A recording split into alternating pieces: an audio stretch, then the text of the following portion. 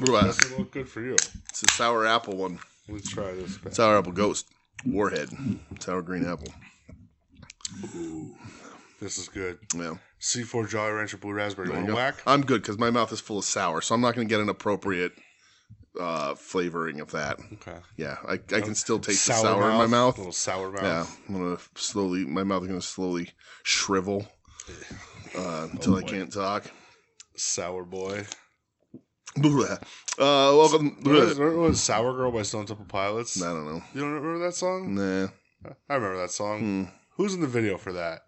Scott Weiland. It was definitely Scott Weiland, but it was definitely like a 90s chick. Not Alicia Silverstone. Welcome to WeNeedWrestling, everybody. Or Liv Tyler. Carmen Electra. Daisy Fuentes. No, was it Sarah Michelle Gellar? Sarah Michelle Gellar. I'm going to look right No, now. I bet you it was, what's her name? Buffy the Vampire Slayer. What the hell's her name? Not Sarah Michelle Gellar, the other one. The movie one. I don't remember. She's a psychopath, though. She's a psychopath? Yeah. How do I not remember her name? I had her know. fucking poster on my wall when I was a kid. It was Sarah Michelle Gellar. Oh, hey, was it? Look at me knowing shit. Where you go?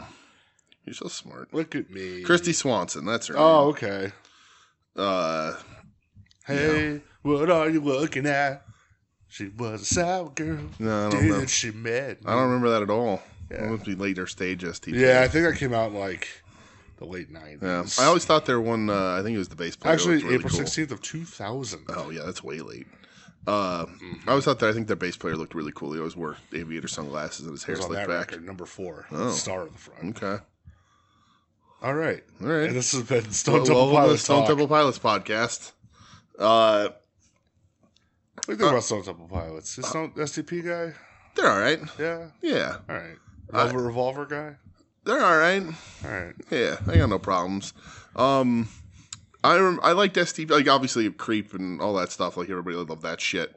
And then there was like that one song that was like real groovy. I don't remember the riff exactly. We were like, I don't know. That just sounded like that was the Metallica Mission Impossible song. Yeah. Here I go now. Bow, bow, wow. It was. Kinda. Hey, yeah. I don't know, Here I go now. I'm no Tony Iommi of the mouth guitar. Well, I mean, there's only one of those. So, you know. Was it that one? Yeah. What was that? I Disappear. Yeah. I'm gone. Mm-hmm. Hi, Doug. I hope you're doing well. Are we going to copyright strike for playing this? Oh, there you go. I was wrong. I don't know this song at all. Yeah. Nope. No clue. Mm-hmm. All right. Big Bang Baby is what that is. Big Bang Baby. Well, I'm all set on that. Michelle was really into the grunge and stuff when we met and we talked about it. And grunge kind of wholly missed me. I think because I was like, nah, fuck this. You're like watering down punk when really that's. I mean, it's. I listen now and I'm like, oh no, this shit was actually really good. I never really liked Nirvana. Was it then that song where it's like, I am. Yeah. I don't want to get close to you. And then Soundgarden I ended up really liking, but Soundgarden rocks. 4th of July is such a heavy riff. Yeah, but their Black Hole Sun is kind of their worst song. It's a really good song, but the rest of their stuff doesn't really sound like it. You're more of a Spoon Man guy? Spoon Man. Just grunge kind of passed me by, or I passed it by.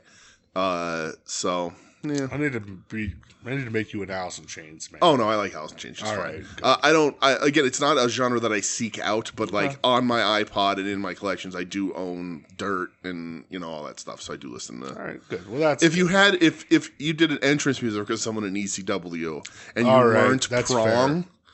I liked you. Snap your fingers, snap your. I love that riff. But I'd rather listen to Harry Slash and the Slash Tones do it.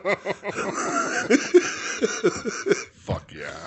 Although Prong did cover, right? They covered Pantera Is that that ECW? Yeah, Prong covered walk. Yeah, but then Harry Slash and the Slash Tones did Snap Your Finger, Snap Your Neck, or whatever. Maybe Prong did it. Why did they do that? I don't know. It's a great riff, but I bought that CD signed by the Sandman from Wayne's World in Pittston, Pennsylvania. I saw Prong once. Yeah? Yeah. I'm sorry.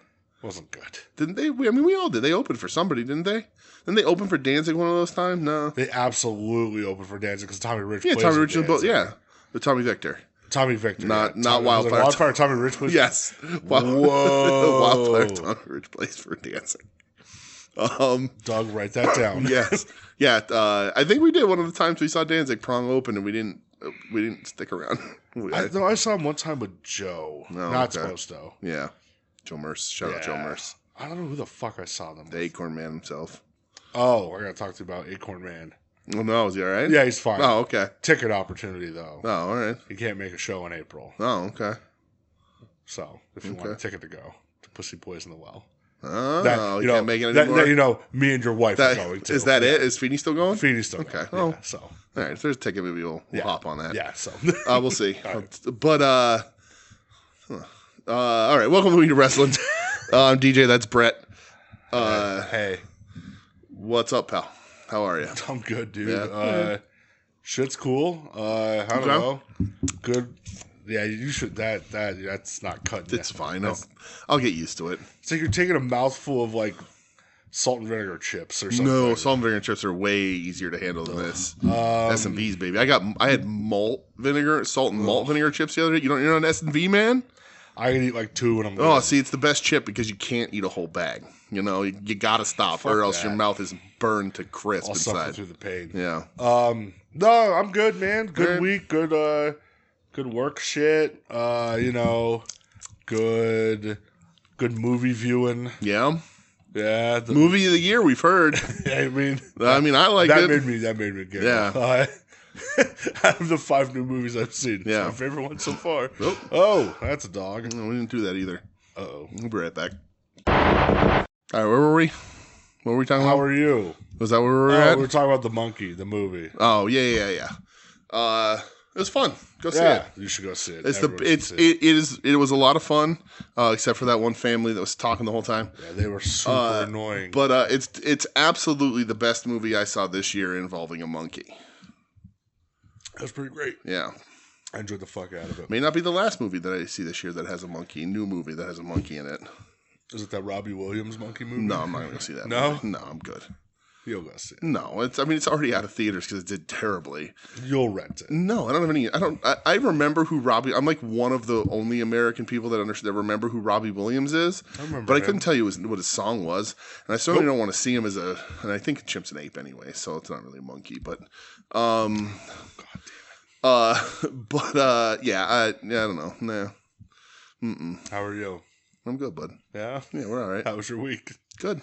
Nothing to report. Nothing to report. Suikoden 1-2 remaster came out today. Suikoban. Haven't been able to play it. Very excited.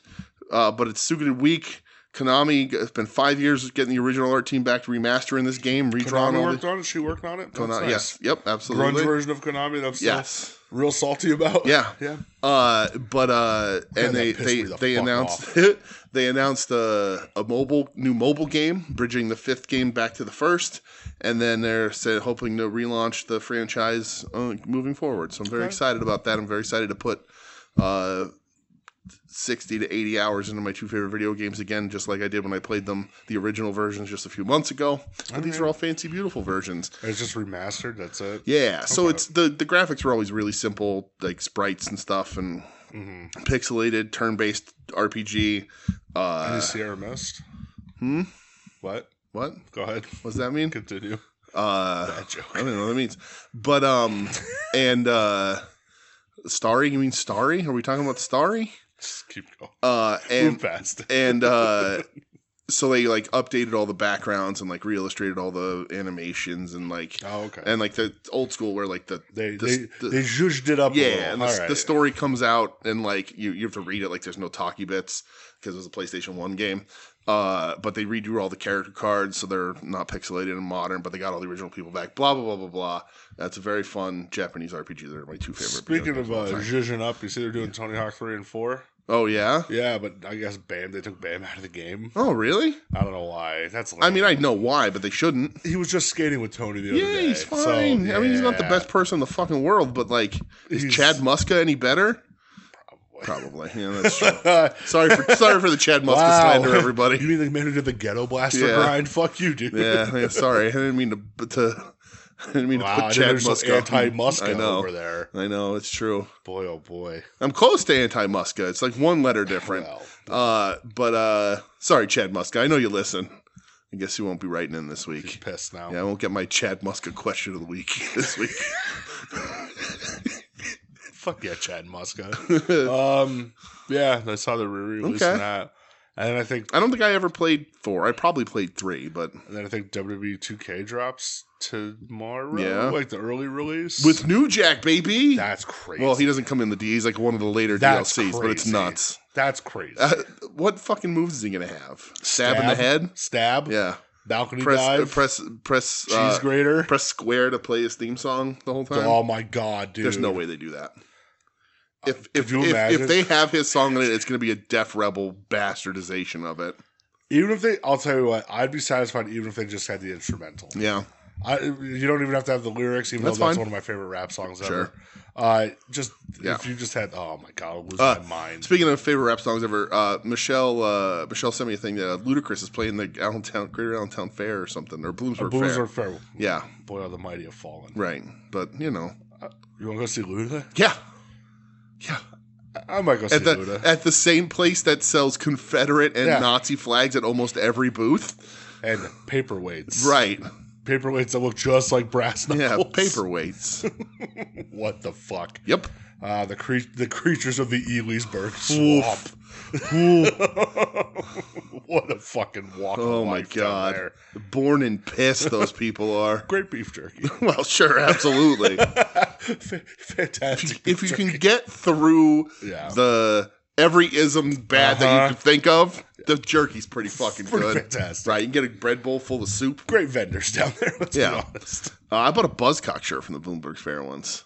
I was just talking about the Buzzcocks this week. Yeah, I bought an Orgasmatic shirt. Remember when we saw Buzzcocks in Jersey? Yeah. That was fun. Yeah. Good times. Mm-hmm. Good band. Great band. Real good band. Real good band. Are they done? No. So Pete Shelley did die, but they're still going around because Pete Shelley, while he was lead singer, wasn't the songwriter. Yeah. So they're still touring with the other guy whose name escapes me, Steve Diggle. It's not the same, though. Yeah, I won't go see him again. Yeah. I need Pete Shelley. Pete Shelley was my guy. All right, good. It's like it's like the creation of emo, but like, you know, better. Fun. Yeah. I almost got into a fight at what the fuck was that place on the Sansui that had pasties? What's the name of that place? Place on the Sansui with pasties? Yeah, what's the name of that little diner there we always used to go to? The Spinning Wheel? No, with Kev and... on the Sansui? Yeah, it's on the Sansui. Austies. Austies, yeah. Okay. They had the pasties. And Still open, baby? Yeah, I'm sure it is, but I wore a Buzzcocks hoodie that I made from a t-shirt I bought that was too small, but it was just a giant... like dick, but it was like a vibrator, and I had it on the back of my hoodie. And some trucker tried to fight me because he was offended by it. Cool, yeah, snowflake. Yep. All right. You want to get into wrestling? Yeah, let's get into wrestling. I tried to transition, but then I transitioned down and I transitioned back. It's like I'm Tony Khan booking a show here. What the fuck? All right. We got any news? I have nothing. All right. Nothing written down. Nothing in my brain. What else is new? Hey, fuck you. Pro wrestling news. Boop, boop, boop. That's not how you spell any of those fucking words. I cannot type on new phones. Boop, boop, boop, boop. Yeah, it's just new phones, not old phones. No, old phones, I was okay. I was a little better on an old phone. I was best when you had to hit a button 3 times to get to the letter O. Oh, what? T9? Is that what that was called? Spoiler on 2 more inductees for the 2025 WWE Hall of Fame. We didn't talk about this. It's being reported, but I don't think no it was shit. Official. Yeah, I had no idea. I'm literally not saying this till now. They're going to put the natural disasters in. Yep. I talk about this. Are the Nasty Boys in? I don't think so. They ain't getting in now. No, probably not. Good job, Knobs. That is true. Still, they might have just got a fast track. Yeah, I was talking about this with Tim and Marcus. Oh, that's today. cool. I was like, this is the only way Uncle Fred will ever get in. Yeah. It would have to be part of the Natties. Because Tugboat, like, fun, great Halloween costume. Should have won. But yeah, I mean that's Shockmaster, right? He's known more for the mistakes. Yeah. But that's Uncle Fred. That's Uncle Fred. So Cody should be politicking the hell out of that. I think as Marcus put it, the Cody Crony inductee. Cody should stop doing his politicking for Jan Spears and start politicking for Uncle Fred. I agree. We need another Uncle Fred. But like, I know that Tenta's kid is like super proud of his dad. So like, now is Tenta in on his own? I don't know. I don't think so. I thought he was. Is he? I don't know. Maybe let's make John Tenta a 2-timer. Could you imagine? He, in my opinion, he deserves it. But I'd put Earthquake in on his own. Yeah. I'd also put the Shark in on his own. Ooh. I'd put John Tenta with the half beard in on his own as well. I'm not a fish. Oh, they made him cover up his tiger tattoo. Let's see. All Japan Pro Wrestling, NWA All-Star, Pro Wrestling Illustrated, Most Hated Wrestler of the Year 1990. Because he was a good villain. And he was ranked number 40 in the PWI 500 in 1992. Canadian Earthquake. Him and Typhoon won the SWS Tag Team Championships, which is probably the most. That's impressive. The Tokyo Sports Rookie of the Year. One-time WWF Tag Team Championship with Typhoon, and that's it. Worst tag team in 1998, Wrestling Observer newsletter with Kurgan. Cool. Worst gimmick in 1998 is Golga. He should be in for Golga. And worst feud of the year, 1996 versus Big Bubba Rogers. Big Bubber. Yeah. So maybe not the Hall of Fame career, but fuck that. He's a Hall of Famer. He is iconic. He rules. So it doesn't look like he's in the Hall of Fame though. Plus, he's on the receiving end of one of my favorite LOD promos of all time from Royal Rumble 92. Okay. Natural disasters, you guys like throwing your weight around. Well, we also like throwing your weight around. That's right. What a line. Oh, it's so good. Fuck yeah. Oh, that's cool. I'd be really happy for that. Yeah, that's awesome, dude. Also, AEW pay-per-views available on Amazon Prime. Yep. So hey, that's cool. Another way to buy them. Yeah, another way to buy them, I guess. Cool. Why not? I don't think I'm going to buy them that way, but... How are you buying it? Through Max? I'll look through Max. Okay. But I got them all on Triller, so I'll probably try and keep them all on Triller. Yeah, that makes sense. Until they're all up on HBO. That makes sense, yeah. Let's see. What else you got? Harley Cameron pulled from the MLP, the Maple Leaf Pro Wrestling show by AEW. Yeah. Cool. Yeah. But as a replacement, they added Mike Bennett, Matt Taven, and Serena Deeb. I don't think that adds up to one Harley Cameron, but... That's not even half a Harley. Yeah. That's March 14th and 15th they're doing that. Yeah, which is like... So that's next weekend. Yeah. Yeah, it's a week away. I wonder... There's a collision on Saturday. Yeah, maybe we're doing something big with Harley. Even if you're not, Harley fucking rules. Harley rules. Those Maple Leaf shows were good, though, so... let's see. Will Ospreay bringing up the Triple Paul stuff again. So I talked about that. Yeah.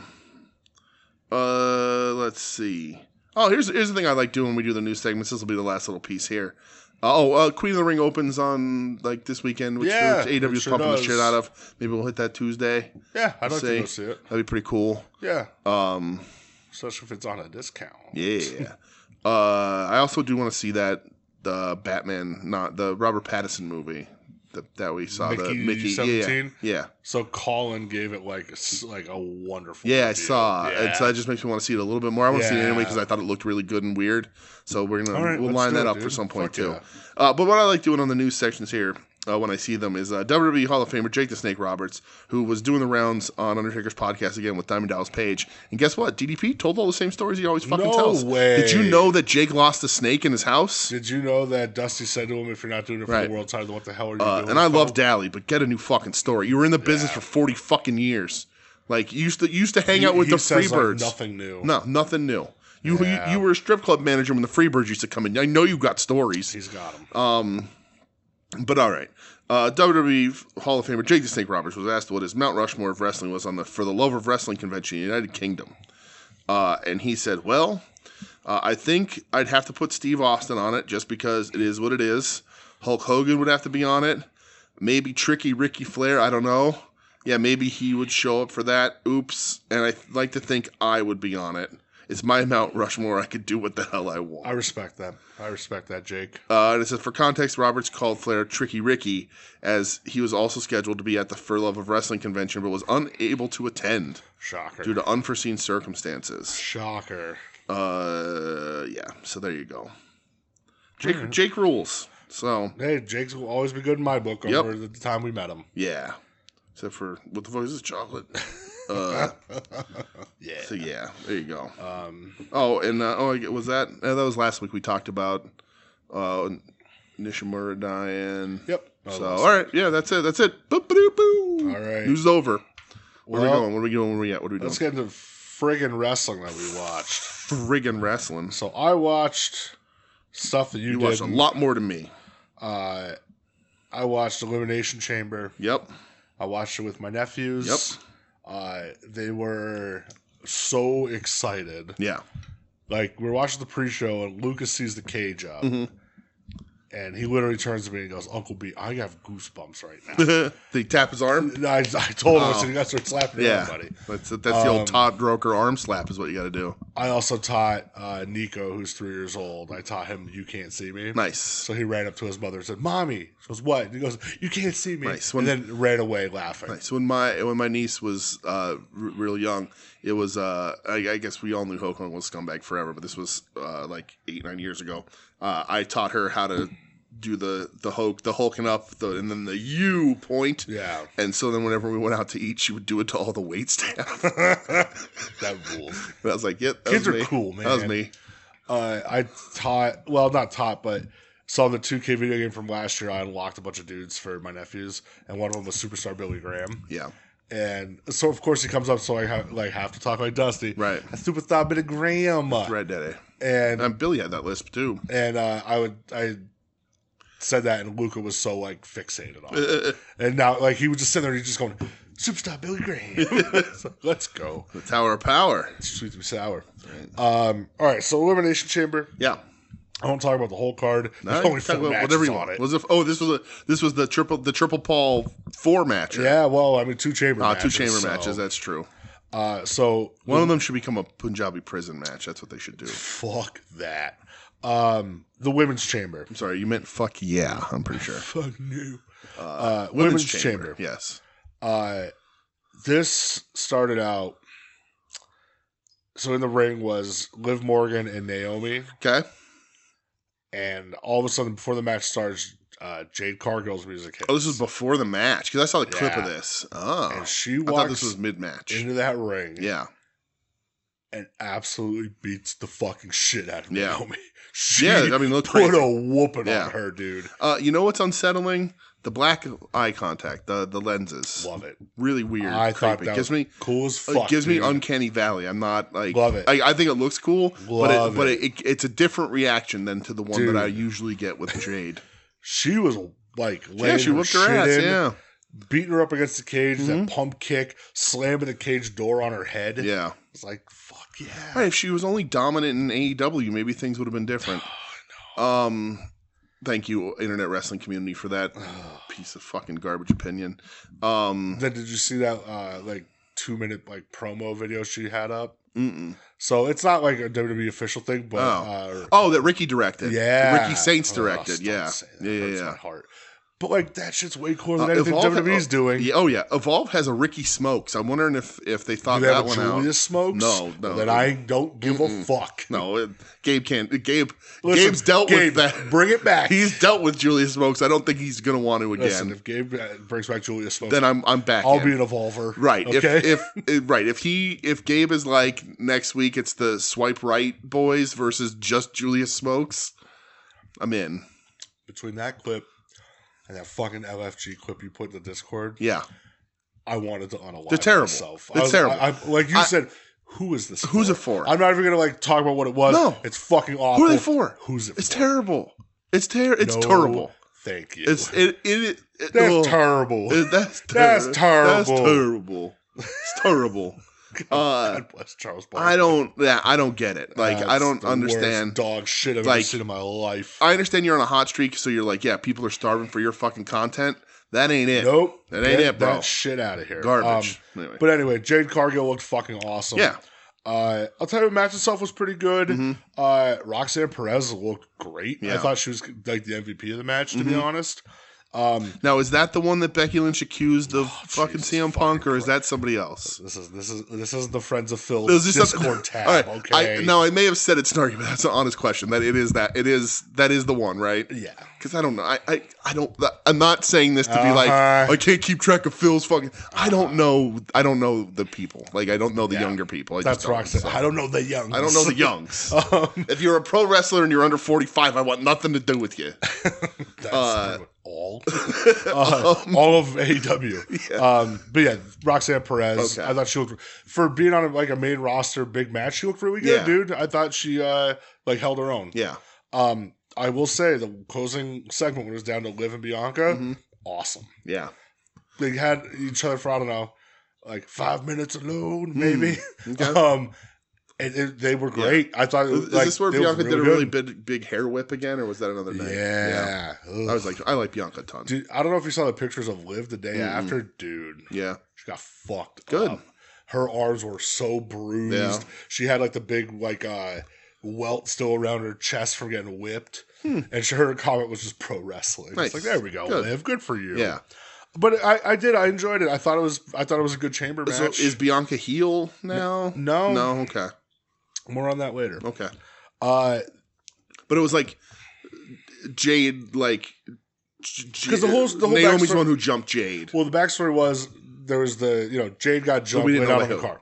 Yeah. Then there was the security footage of Jade getting laid out, and walking off in the distance was Liv and Raquel Rodriguez. Okay. So Bianca and Naomi assumed it's them, but they're kind of like swerving it, I think, and it's either going to be Bianca jumped her or Naomi jumped her or both to get rid of her. Okay. So obviously Mania's coming up. We'll see where that goes. Mania's coming up? WrestleMania. You think they would have advertised? Oh, yeah, right. So next match, I haven't heard. Is The Rock going to be there? I haven't heard a single thing. Next match is the unsanctioned match. Oh, Kevin Owens, Sami Zayn. Okay. So the way it was presented, the lights were dimmed down. They didn't go out. The referee was wearing a black plain shirt. So you couldn't see him? Unsanctioned, brother. Oh. The WWE logo. Is it Fight Pit? Is it the... Oh, don't bring back the Fight Pit. Raw After Dark? Raw Underground. Raw Underground. They covered up the turnbuckle WWE logos. Okay. But as Marcus on Final Wrestling Place said, they half-assed it. Yeah. Because the LED boards were still lit up. And the announce table was lit up. It's like, fuck, just... Yeah. Stop half committing. Right. Right. But fucking awesome. Do it right or don't do it. Exactly. Yeah, we understand. You could tell us. Well, maybe you can't. I don't know, WWE babies, but you can tell. Hey, this is unsanctioned match. And we're like, okay, this is unsanctioned. Anything can happen. Yeah. So you don't have to cover shit up. But then if you're going to, do all of it. Yeah. Yeah, this was fucking great though, dude. It was, great brawling. Yeah.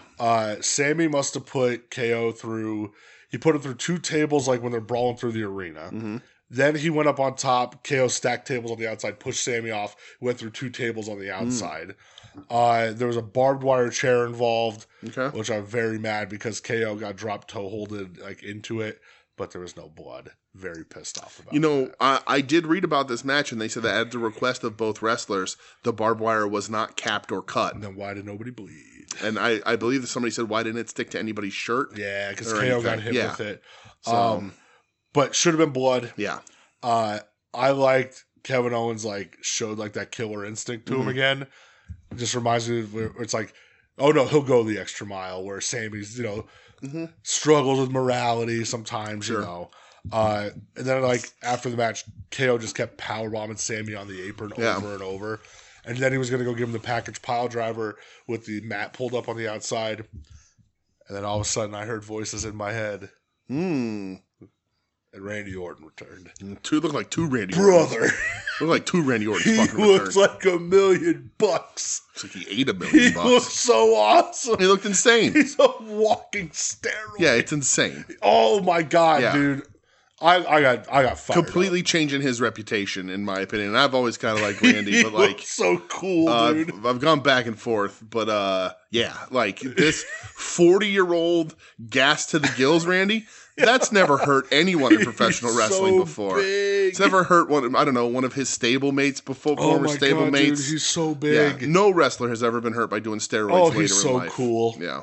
So it's going to be him KO at Mania, I'm assuming. Okay. But my God, he looks awesome.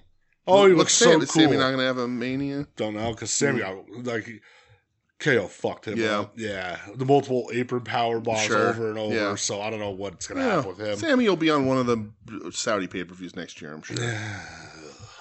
But yeah, fucking awesome. Oh, it was so fucking cool. God damn it. I mean, those guys, from what everybody talks about, those two seem to be doing the best stuff in the company. Dude, right it's now, just...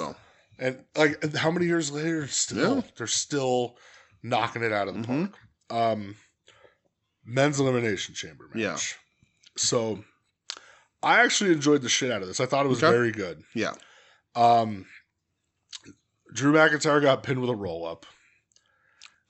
The final pin? No. He got pinned before even the match was full. Jesus Christ. And they're setting up, like, what I'm assuming is going to be him versus Damian Priest for Mania. Oh, boy. Oh, boy. No fucking thank you. Oh, boy. Poor Drew. Like, poor Drew. Yeah. Ugh. Not a fan of that. Yeah.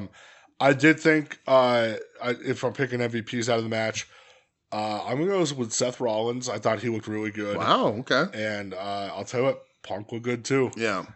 Punk was in the chamber, and his light fell down in the chamber, and he kept trying to pick it back up. I saw the clip, and then when he finally put up, the crowd cheered for him. Yeah. I liked when he was getting let out of the chamber, and he says right on the hot mic, he goes, "Yeah, I'm the last one out. Open this fucking door already." So I was like, "Yeah, good for you." Okay. Not the last time you heard the fuck bomb that night. I liked the Punk and Cena showdown. Because, like, there was those two standing in the ring at one point, and the crowd was going nuts. Yeah. Cena went to shake his hand, Punk gave him a hug, and then they brawled it out. I liked, after Seth got eliminated, because he got hit with the attitude adjustment, and then Punk hit him with the go to sleep and pinned him. It's like, well, there's an ultimate, you're dead. But Punk was, like, hanging over the rope, and Seth, you didn't even know Seth was still in the chamber, and he runs and he stomps Punk's head in on the chamber. This is where Cena pulls Punk in the middle of the ring, puts him in the STFU. How was the space on that? How'd that one looking? Well, tighten it up, kid. Not this. Yeah. But when Punk was in the move, you just see Seth Rollins' face pressed against the cage, screaming, "Die! Die!" Oh, he should have said tap, fatty. Yeah, tap out, fatty. Tap out, fatty. And even when like Cena puts him in, and he's going, "I'm sorry." What the fuck? Yeah. And then Cena wins the men's elimination chamber. Yeah. What's the worst submission hold? Who does their famed submission hold worse? John Cena's STF or Undertaker's Hell's Gate? I'll answer the third. The Rock's shit shooter. Oh, the shit shooter's so bad. The Scorpion King Deathlock. Oh, it's so bad. It's the worst. Oh, God. It's so bad. Oh, the shit shooter. It's the fucking worst. It's so bad. Oh, I don't think he ever put that on once where I was like, hey, that looks kind of good. Oh, my God. He looks so terrible every time. Like, I know you love Bret Hart, but brother, so do I, but chill out. Obviously, the post-match, everybody's talking about it. ESPN was talking about it. Yes. Cody comes out. Rock and Travis Scott come out. Rock with the whole, you're going to sell me your soul. Cody with the, pay the troll toll. Yeah, buy my soul. My soul belongs to these people in this ring, and I gave it to this business. I turned it on because I saw everyone in like the Discord and elsewhere being like, they're really saving this for the end. Like, what the fuck's going to happen? And I was like, all right, well, I'll put it on to see this, see what they do, to see what do you want to talk about. Yeah, so I'll preface this. My nephew Luke is a huge John Cena fan, wearing his John Cena shirt. He's fired up John Cena wins. This all happens, hey, Rock, go fuck yourself. Yep. My sister goes, are they allowed to curse on this now? And I was like, well, I guess so. I mean, they were always allowed to. They just yeah, didn't. I was like, so what? Because me and my brother, we were laughing when it happened, you know. And the kids were like, oh, he said fuck. I was just like, he said the fuck word. Which later after this happened, Luca did say, hey, Cody, go fuck yourself. When John Cena's beating the shit out of him. Because Rock gives the weird, as Todd calls it, the throat slash Rizzler. Yeah. And John Cena turns heel. I like that the kid like new into wrestling, loves John Cena, dude. But the heartbreak didn't happen. He's just along with Cena, dude. He's like, Cena's a bad guy. I'm a bad guy. Well, I know, because like we're sitting there and we're just like trying to egg it on, like, oh my god, Luca, like John Cena's a bad guy now, and he goes, yeah, he is. And he did. He goes, hey, Cody, you go fuck yourself. I was just like, no. I was like, oh, my sister's going to kill me. See, Cody Rhodes, negative influence on the children. Yeah. John Cena's right. So Luca's, what is he, 9 years old? Yeah. He's going to be 10 this year. Dude, I was like, oh man, I'm like, this kid's a fucked up kid. Because he's the Joker kid too? No, that's Dom. That's Dom. Dom was like stone-faced. Oh, yeah. Dom is 7. He's going to be 8 this year. This is their first like heel turn. Right. I'm well aware of the feeling. And like, my sister's looking at him, and she's like, he was like, what's happening? Is he a Cody guy or? He likes Cody's entrance. Okay, but he's not a Dom guy. He's a Dom Mysterio. So he likes guy. the heels already, kind of. He likes the heels. Okay. He likes Logan Paul. Yeah, he'll learn. But yeah, this was Cena beat the fuck out of him. Yeah, it was like, wow, this is actually happening, huh? Yeah. Travis Scott with the shot heard around the world. Yeah. So I got thoughts on this thing, but I mean, listen, if you've listened to this show over the years, if you've talked to me in person, and you've asked me, the very simple question, what's your favorite WrestleMania moment of all time? You know that I love when rappers go into business for themselves on wrestling shows. DJ, what's your favorite Elimination Chamber moment of all time? Favorite Elimination Chamber moment of all time is when Travis Scott busted Cody Rhodes' fucking eardrum with a slap to the face while he was already on the mat. I didn't hear the clip, but I guess Conrad was talking about it on the Bischoff podcast this week. And he talked to Cody. He's like, are you all right? Yeah. And he goes, yeah. He goes, he didn't touch me. Bullshit. He was protected him. Yeah. He sent him a picture. He goes, his eyes fucked. Yeah. Like it's so black and blue. Like he goes, I need to see that picture. Bad. I need to see it so bad. I need to see it so bad. He didn't mention anything about the busted eardrum. And he goes, yeah, he didn't touch me. We're good. He goes, we're fine. It makes me love those guys so much more. Yeah. Oh, that I know that he's just fucking taking it. But like, and like he said, he goes, oh man, I guess he said the Conrad. He goes, I got 4 horsemen. But like Conrad said, he goes, no, so, like, are you okay? And he goes, yeah. He goes, he didn't touch me. We're good. I was just like, damn. He slapped the shit out of you, Cody. Oh, fuck that. Even The Rock was like, whoa, no. Yeah. When probably Rock's like, well, I said he wanted to get his hands dirty. Yep. And but yeah, what a crazy fucking turn of events, huh? Yeah, I mean, so me being not a WWE guy, I certainly have my opinion on it, and it doesn't really matter because I don't really watch the product. So, like, whatever I say, not for me, right? I love that Travis Scott slapped the shit out of Cody. Fucking crazy, dude. When I was watching it, I felt like the F-bomb was like, while it was like shocking, I was like, yeah, was this desperation or was this necessary? Because like over the last bunch of months, you get Triple H is constantly asked, is blood coming back? Are we cursing? Because AEW does it. He's always like, we don't need to do that stuff. And I'm like, okay. And then John Cena's mad face is fucking hilarious. His face looks like it's melting off his body. He doesn't know how to be mad. Yeah, and it's fine. It's like it's nitpicky. Like it's a huge fucking angle. Yeah, it's massive. I think, again, I don't know any of this stuff, but like the one question I wanted to ask you was, what's Jey Uso been up to? I don't know. Right, because he won the Rumble. And they're still saying, like, that's a main event at WrestleMania. Right. So I haven't heard shit. I haven't seen people tweeting. No. I haven't seen clips. I haven't heard anybody. You've never said anything, nothing about him, right? And I know I saw that after the Rumble, ticket sales for Mania stalled. And they were like 10,000 off the mark is what I've read, where they wanted to be. And like I was like, when was the last time a Mania wasn't like fucking insanely sold? Yeah. So like, and I don't know. I'm not a fucking insider. I don't have a dirt sheet. I don't talk to anybody. But it's like, okay, well, tickets are slow. Look at the price of tickets. Right. They're crazy expensive. Like, I saw it was like $4,000 for like Golden Circle shit. Crazy. But like, it's like, so what do? You do arguably the biggest thing you can get anybody talking about and doing, absolutely, right? Yeah. I don't know that. I'll say this. I do know this part. John Cena's not retiring as a fucking heel. Yeah, I don't think so. Cena, you can't. Yeah. Right? And I saw that like they said like he got in the Guinness Book of World Records for longest babyface run in wrestling history. What's Steamboat? But right, like it was biggest before heel turn. It was like biggest babyface from before heel turn. But I was like, but Cena was introduced before he was John Cena. He was a heel. Well, when he was like the gangster, originally he was a heel. Yeah. So like they're sort of treating it like he's never played a heel, and like for that record, and he has, but whatever. I don't know what Cena's going to be like as a heel. I don't know if he could do it.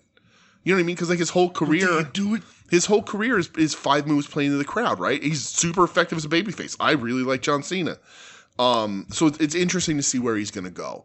And, you know, is this a money grab, ratings grab? Yeah, it's wrestling. It's a business. Of course it is. Of course it is. Is it the biggest, most shocking thing you could have pulled off? Yeah, probably. Yeah. I saw, like, Ariel Helwani, who I fucking hate, but his clip was going around, where somebody called in or wrote in and was like, this is bigger than the Hogan turn. And he was like, no, it's not. It's not. No. He's like, he goes, it's huge, but like Hogan turning changed the business. Yeah, he's right about that. This changes a character who, my guess is he goes through with this for a little bit and then has the crisis of conscience and post-Mania maybe. Yeah. He turns back on The Rock or something. You know, Cena's a nice guy. Cena's got movies coming out. Like, you're going to turn him back before he fucking retires. What if he's going to shave his head? He fucking should. He should. Just to stop breaking Joe's heart every time. Right. See if the back of the head's as melting as much as the front is. But what did Todd call it? His skin yarmulke? Yeah. But it's huge and it's shocking, and I tweeted about it like for little crazy, kids, dude. like your nephews and shit. It's crazy. You'll remember that, dude. If you're with wrestling forever, it's yours. Your tweet was honestly, you could not have put it any perfect. Where you're like, welcome to wrestling. Right. Hooks are in now. It is the thing that if you weren't hooked for life, something like that will stick with you forever. Yeah, you're in. You know, like it's like a thing we always talk about. But like for real, Tatanka's heel turn like ruined my life. You will remember that for the rest of your life. You're going to have that moment. And like if you're already a few years in and all that's like, then it's different. But like this being like your nephews, they're experiencing all these kinds of pay-per-views for the first time. This is their first ever Elimination Chamber. Yep. You know, they're Cena fans, but he was on his way out, and like all that, like the turn, like it's why people become wrestling fans forever. Yeah. You know, I don't personally, I don't give a shit about The Rock. He does nothing for me in 2025. Whenever I look at him, I just see a very sad man who's desperate for a win. He's like on the brink of just falling apart. Like I don't know why he slashed his throat that way. I'm not buying into the like 3, 2, 1 finger shit. Yeah. Like all that stuff. Unless like he does something purposely with one finger, then but okay, but I don't know. But whatever. I'm not interested in The Rock. I'm glad that it's not The Rock wrestling. I want to see The Rock wrestle, but see him blow maybe he'll wrestle Cena. But this was cool, man. Like it's a big fucking moment. Yeah, and I kind of said afterwards, like, from WWE, like, my nephews. That's the primary reason why I watch. Right. There are people there I do enjoy genuinely. Yeah. KO Sammy was fucking awesome, but it's like all I ask is make it interesting. Mm-hmm. If you make it interesting, I can get into it, you know? And that's the thing. Whether you think it reeks of desperation, it was to move tickets, it was always in the plan, The Rock came in and blew up all the Triple H's plans last minute, any of those fucking things, you know? And I'm somewhere in the middle of all that. It doesn't matter because, like, it's a huge heel turn that nobody saw coming. No. Nobody. like you could have said, "Oh, Cena's going to turn," Yeah. but until it actually happens, you know, like. And then it's kind of surreal to see. I saw that WWE trademarked Break-A-Wish. Did you see that? I think it might have been from a fake account. Oh, really? Yeah. That's unfortunate. Goddamn people. Yeah. But it's fucking Break-A-Wish that's hilarious though. Do that. It's crazy. Like they were just showing earlier in the day he was doing Make-A-Wishes too. Oh yeah, you know? Those poor fugging kids. They watch Elimination Chamber. They look like Mick Foley's kids when he wrestled The Rock. You just scarred children. Yeah, which is great. Listen, wrestling. You'll be scarred by John Cena because you scarred by Tatanka. Yeah. You know, 6 of one, half a dozen of the other, I guess. Yeah. So that was fucking wild. Yeah. It was wild. Rock's not. I don't think Cena's going to be on for like another week at least. They said. Yeah. So who knows? I don't know if he's going to be on SmackDown. On Raw. Seems like a primary SmackDown angle. Yeah, but when the rumors about Raw, maybe they need a little bit of a boost. Well, we'll see. But who knows? Because good or bad, those rumors are always going to be fucking like the ratings and shit are always going to be incorrect because Netflix is going to lie about them no matter what. So, well, that leads us to our first question of the week from Mr. Ed and not the horse. I just realized that was bad.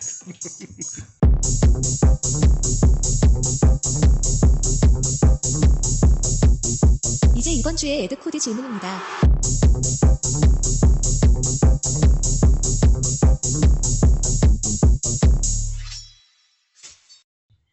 All right. So Ed says, "Hey there, pals. 2-part question here. Don't worry, DJ. One of them will be about wrestling." Thanks, Ed. Because you yelled at him last week. I didn't yell at him. I just made a polite request. Scolded him. I did not. I made a polite request. I would never scold Ed. So number 1, for medical reasons, nothing bad, no worries. I have to remain sober all through March. Am I allowed to consider myself straight edge for this month? Oh boy, I can't answer that. No.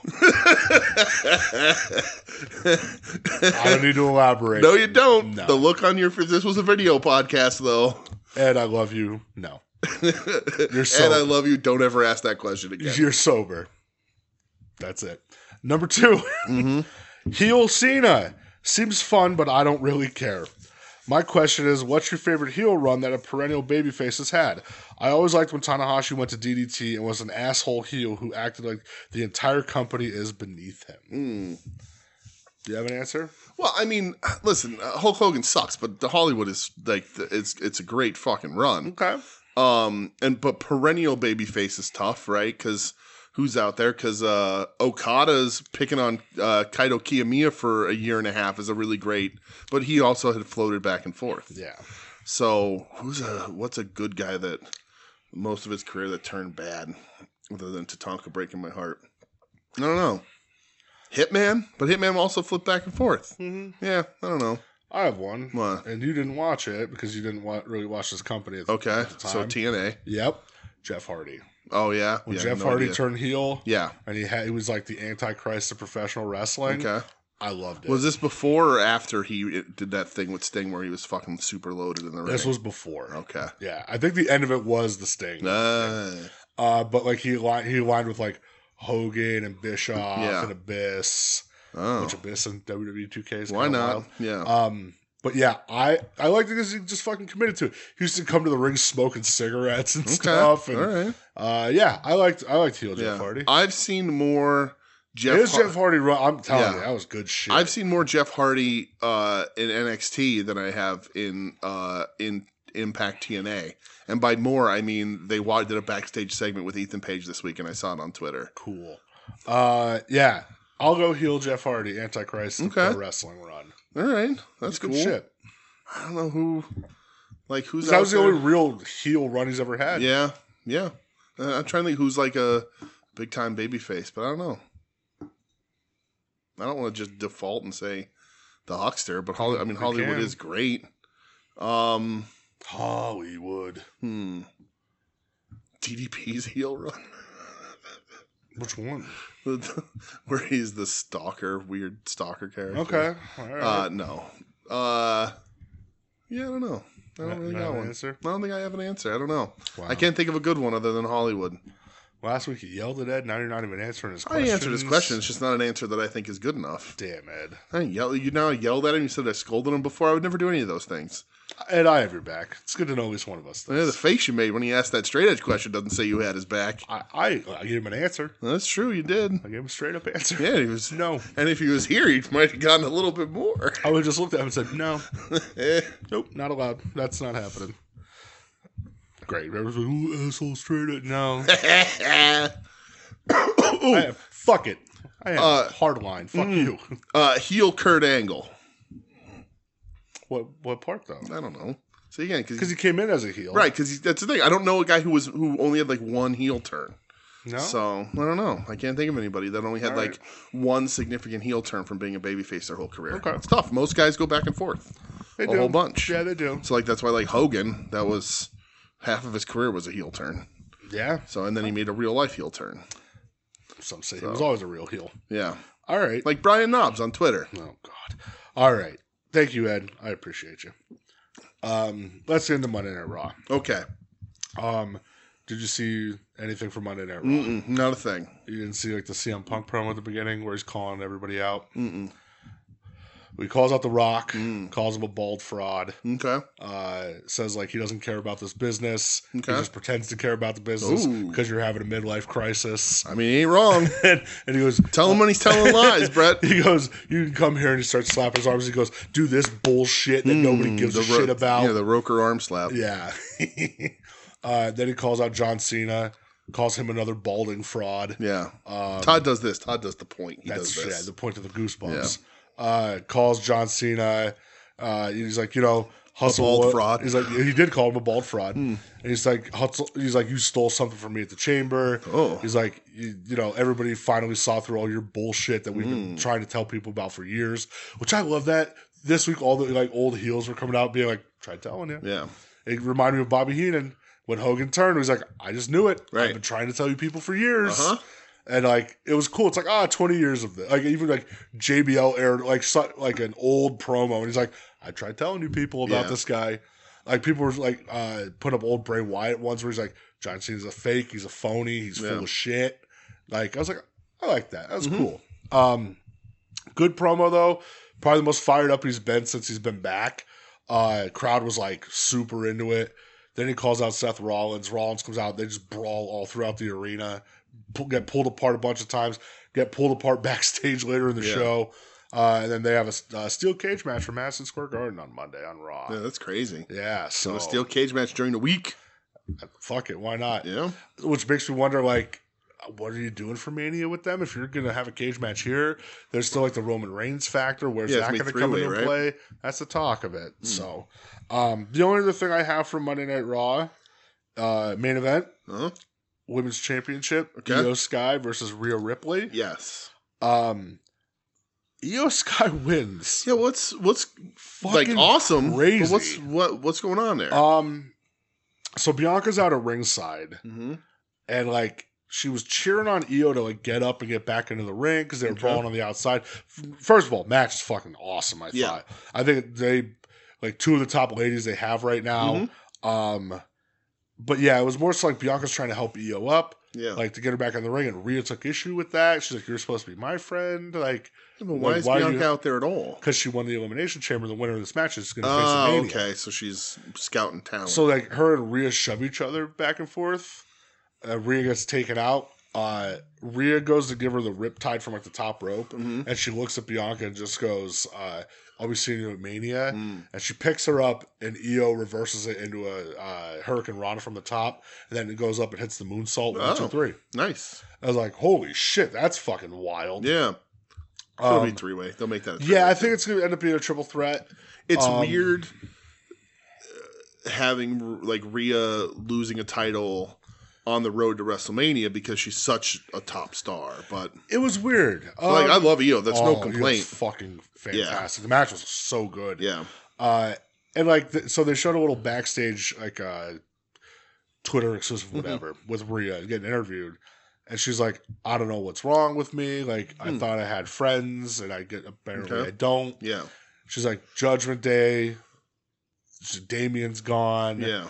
She's like, I thought I was friends with Bianca, and I guess I know I'm they not. like broke up the Terror Twins, but is he on SmackDown? He's on SmackDown now, yeah. And she's like, I just don't know what to do with myself. I need to reevaluate things. And I was like, next week she better show up in the rafters wearing crow paint because like you're gonna get the sting levels here. Why not? Let's just go for it. Yeah. But awesome, dude. Fuck yeah. Io wins. I love Io. Yeah. Io's great. Io forever. Yeah. Goddamn right. Yeah. So yeah, I'm assuming Io, Bianca, Rhea at Mania. Oh, isn't Rhea versus Dirty Dom? That's not happening? No, it's not. Oh, okay. No. All right. I heard it was. I was just. That's absolutely not happening. I just heard. I don't know. Okay. Yeah. All it's right. IWC stuff, whatever. Okay. All right. Let's go to AEW. Yeah. So AEW. How has Raw been, by the way? I know when we talk SmackDown, you're always like, it's kind of shitty, but how's Raw, like, especially coming after Elimination Chamber? I watched the opening promo. Okay. And the main event. That's it. All right. I didn't watch the whole show, you know. Mm-hmm. It was one of those like, I'll see what happens later, and I just watched it later. So, all right, AEW. Yes. Collision. Yeah, almost a go home show for Collision. Yeah. All right, so Kyle O'Reilly and Roderick Strong versus FTR. Yeah. I thought this was very good. I really liked this, but the restart hurt it for me. Yeah, I didn't get that. I don't. It was just like Dax trying to be like, we're the baby faces. I don't want to win that way. Yeah, like okay. If you're going to do this, do the ref bump, new ref, old ref sees it, new ref doesn't. They have a talk, sure. Restart the match. But like they did it, and like the angle then is essentially like, hey, our refs suck, and like we know that.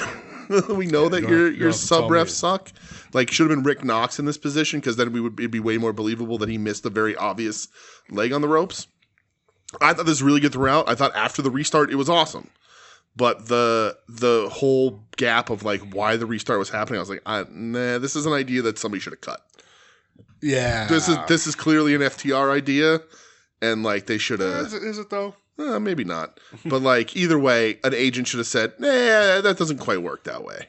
I did like the match, but the rest of the match is very, very good. I love Roddy, like when they went for FTR went for the Shatter Machine and he hit that like jumping knee to counter it. Yeah, that looked sick. Great timing. Yeah, yeah, I thought it was a very good opener though. Mm-hmm. So I don't have a ton from this show. Yeah, I'll jump back and forth. It was you fine. Want to talk about anything, you can. Next thing I have is the Tony Storm promo. Yeah, we get it just because of what happens in Dynamite. We get a minor tease of Yuta disregarding a Moxley order against Willie Mack. Yeah, sort of is Yuta questioning the Death Riders, isn't he? That plays off on Dynamite. Billy Starks throws tea at Mercedes, which. I know this is for Momo right now, but god damn it has to get to Athena at some point, please. You would think. Please. Yes, Tony Storm in a bed, in a neck brace. Unbelievable, dude. She's the best. She's going to give her the Hollywood ending, which is almost the Hollywood backlot brawl that I asked for. Yeah, she's incredible. Should this main event? The pay-per-view? Yeah. Have they earned the main event spot? Man, so like, is it a false count anywhere? It is, right? It's just a Hollywood ending. Okay. I think she say? Yeah, she does say no DQ false count anywhere.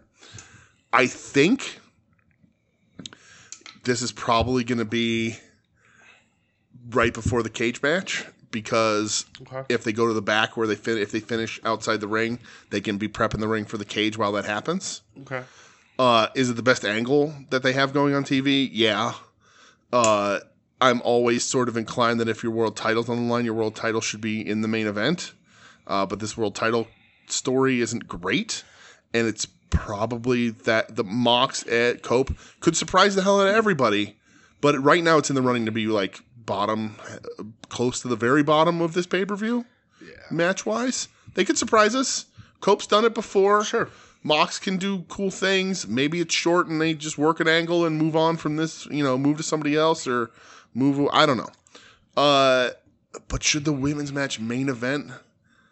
I don't know. My answer is yes. I think that they've earned it. I think if this is going to be the blow-off, it's been the best feud they've had in a long time. It is. It's one of their best feuds all time. They absolutely deserve a main event. Yeah. Will it be rejected by people? Yes. Yes. I think they fucking earned it, though. I really do. Yeah, I wouldn't be like, oh, that's stupid. Like, I'd be like, oh, that's cool. This is the best story they have going. Yep. They're, to me, main event. Especially, like, this is the blow-off. This is done now. That's probably the strongest argument for it. Yeah. Is that, like, everything else... quality's been fucking outstanding. Everything else is still in mode. Well, Ospreay Fletcher's probably the blow-off to that. Yeah, that'll be the blow-off. But this is the main event. And both Tony Storm and that are better angles and going to be better matches than the main event match. Yeah. That's also going to happen at, like, 11:30 at night on a Trust Sunday. Me, there's more here that we'll talk about that's better than the main event. But I think this to me earned main event. Yeah, I wouldn't be mad at it. I'll agree with you, but I know why they're not doing it. Yeah, me too. Do you like Harley Cameron's finishing move?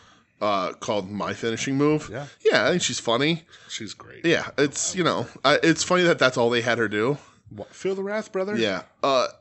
Brett, do you know how tall Clark Connors is? Oh, yeah, I didn't write this match down. Okay.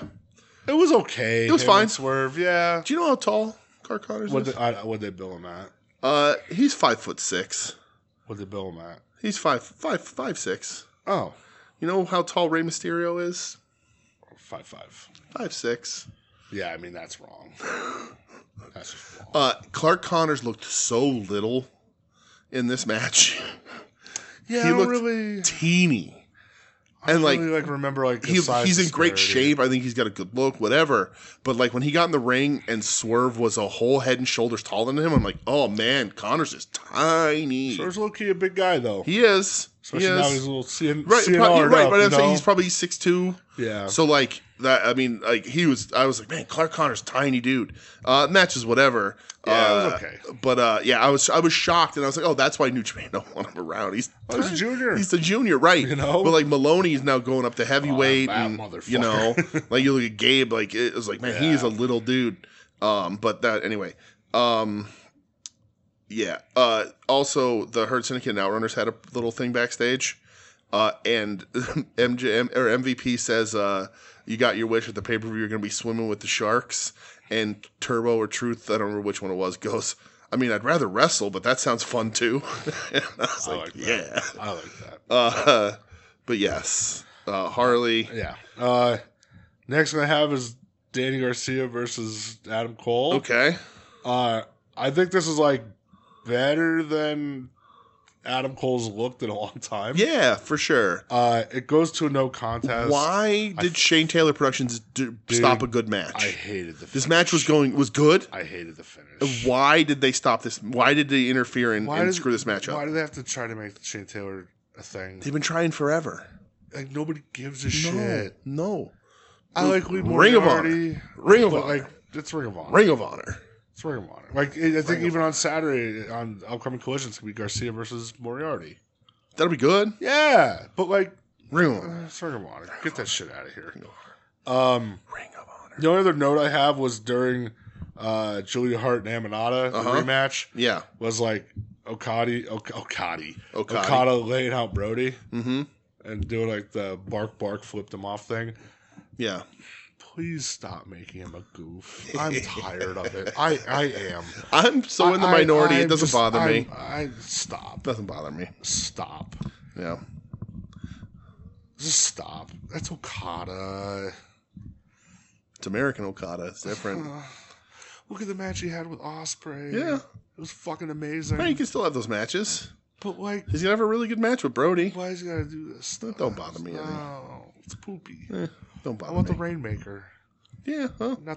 Not this guy. In his like 1980s suit that he's wearing. Maybe Okada doesn't want to be the Rainmaker anymore. Maybe he likes taking it easy. Maybe he likes being a silly. Surfing. Right? Maybe he just likes being a silly bitch. You know, breaks my heart. He was the Rainmaker for a decade plus. So this hurts my soul. I don't have anything else from this show. I assume that was going to be Buddy's spot, like long term. They were going to run that back a little bit. You think so? And I would assume. Maybe not. I don't know. Maybe you go through Buddy to get to Brody. Whatever. Okada Brody. I mean this with my whole chest. Put the belt on Brody. Yeah. Put the belt on Brody and move Okada. Because, listen, you got to get Okada Kenny at some point again. I still have it in my heart. It's going to be Okada Kenny at All In Texas. Unification of those titles. Okay, that would work too. Because you got to get rid of one of them. The Continental and the... Get rid of the Continental. Have your Continental Classic. What would they combine, though? Continental Classic and the International. Well, they'd have to get the International off of somebody. Okada Takeshi at the pay-per-view. Think they're going to do that already? Yeah. Why? Takeshi hasn't even had it for that long. What's he doing with it? Wrestling good matches all around the world. Is he defending it? He didn't defend it in CMLL? No. Really? It wasn't a defense? I don't think so. Interesting. He's got the Never belt in New Japan. Yeah. He's probably going to be in the G1. Yeah, but CMLL wasn't a New Japan show, right? That was an AEW show. No. Like AEW, whatever. He just appeared in CMLL. Yeah. But that's what I'm saying, though. Like, you're not doing anything with it in AEW. Yeah. Just put on Kenny. Yeah. And do the unification, because that's only, when's that show? June, July, August, whenever the fuck it is. Like, it's only a couple months away. Okay. You can build there. Yeah. Takeshi doesn't need it at this point. Yeah. He's a guy who doesn't need a belt. Kenny doesn't need it either. Yeah, Kenny doesn't but need it. But at the same time, do you just want Okada versus Kenny at the stadium for the Continental belt? I think Okada versus Kenny doesn't even need a belt. Okada Kenny is marquee enough. But if Okada's a champion, why wouldn't that be for a title? Well, but that's what I'm saying. You can get the other route is to get that belt off Okada, and then you just have Kenny Okada just do their rivalry. That belt means nothing at this point. Right. The Continental title. So it doesn't matter if Okada has it. Get them both. Just Okada Kenny, combine the belts. Yeah. One less belt to get rid of. Yeah, I don't that belt means nothing. I agree. The International, it's like a step above nothing at this point. It should be the Continental should just be a trophy and a title shot. I said this week, I do your tournament. Yeah. Win your trophy, number one contender, not a contract that you carry around. You're number one contender for like, I don't know. That ends at World's End, Special Dynamite or something, or Hold Off for Revolution, something like that. Yeah. I just don't want to see the belt off Take because I like Take so much. I want Take to beat Kenny. I don't think Take loses to. I don't think Take should lose to Kenny here, but. I mean, I could see it going either way, and I'm not going to be upset either way. Right. Like, they established in the video package, Take already has his wins over Kenny. Right. You know? Yeah, you can get one more, though. Why not? Yeah, Kenny can beat him, though. Why not? Right. It can happen. It can happen either way. That's why I look at it and I go, either way, I'm not going to go, Like, I'm fine either way. I guess the difference is that, like, while Kenny obviously is healthy again and has, however much of a career he wants left, Take is still very much in the beginning of his sort of prime. So, like, do we have him lose here to Kenny? I don't know. I'm fine with it either way. Like you said, it doesn't really matter. I think Take's getting to that point, though, where he's going to be bulletproof. Yeah, I'll say this because we'll wait for it to play out, of course. But if Take loses to Kenny has that belt, and they don't unify the belts, there's a problem. That's a fucking bullshit. Yeah, that's a problem. Then 100% agree with that. No, for real. That's a problem. If Kenny winning the belt is the path to shrink the belts down, although what do you take the international belt and then your continental title or the continental title? What the hell are you going to call it when you combine them, Brett? What do you call them? The Intercontinental Championship? What a stupid name that is. Combine them, get rid of the Continental. That goes away, put in the fucking trash. I agree. It means less than nothing at this point. Yeah. I don't know. We'll see. Wrestling companies love to have all their fucking belts. But it literally, if it's a belt, then the belt is just a trophy that gets awarded every year and you don't defend it. But it should just be a trophy. It should be just an actual trophy like the G1. You don't fucking when does Okada defend that belt? Right. I love the fact that they gave Eddie Kingston an American Triple Crown, which is why that belt was created. Great, loved it. But we're good. Let's move on now. We're good. We're done with this. Combine the lineages. Call it a day. Yeah, let's just move the fuck on, please. Yeah, that's true. But what else? So just really quick to wrap up the rest of Collision. How many minutes do you think the Costco guys have left on their fucking 15? Yeah. Are they even still popular on TikTok? Is that starting to fade away? I haven't seen the Rizzler in months. Yeah, I don't know what's going on there. I will say in their second segment on Collision, they announced that they need their tag partners. That was the first segment. Second segment, they get OC, and OC's like, I got somebody. And then Mark Briscoe comes in and saves this entire fucking thing. He sure did. As he does. As always. And because Big Justice is like, yeah, OC, we got this. And Mark Briscoe comes in and says, stand down, or Big Justice, step down, I got this. Yeah. Like, I got this cleaner. God bless Mark Briscoe. Yeah, Briscoe just saves fucking everything, man. Speaking of Mark Briscoe. Yes. What a mistake not putting that him and Gabe Kidd confrontation on TV. Because that was backstage at Collision. Yeah. How the fuck does that not make television? That was awesome. Yeah, super weird. Like Gabe Kidd's a madman. I don't know what everybody's talking about. Fucking great. Julia Amanada, I know you said the thing about Okada. Amanada's getting a win, so that's interesting. I like her finish is just a kick in the face now. Mm-hmm. Poor Julia Hart, though. She was on such a run when she left. We got to heat back up, I guess. Yeah. I feel bad for her. And then we got the Kenny promo after the Okada stuff. And I just wanted to say this here, and I know you'll disagree with me, and it's fine. Kenny is such a boring promo when he does these things. Was it a pre-tape? Yeah, where he's like, I don't even remember it. It was just like his, I was sick and it's an honor, and I'm just like, quiet. He's like, I'm sure he's a wonderfully nice guy, and he's a fantastic wrestler. When he cuts a wrestling promo, it's good. I want the guy that was like at the New Japan press conference. Yeah, but like. Just cocky motherfucker. But like when he does these, like, I'm just a normal guy living my dream kind of stuff, I'm like, you're so boring, dude. You're too Canadian for this. I mean that in the nicest way possible, particularly these days. And the main event had Big Bill and Keith brought his yellow tights back, so they're back, baby. I didn't watch it. It was fine. Hobbs and Bandito were fun together, but that's whatever. It was a better than average episode of Collision still. It was, but not like knock it out of the park. It didn't advance much of the pay per view. Yeah. Hopefully they do this Saturday. Although Dynamite does a lot of that work. So sure do. All right, what are we doing? Dynamite? Is that where we're at? Yep, that's where we're at. Dynamite. All right.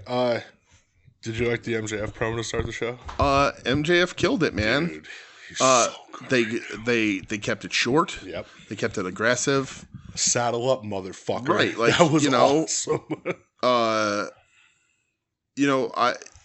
Hanger wasn't right.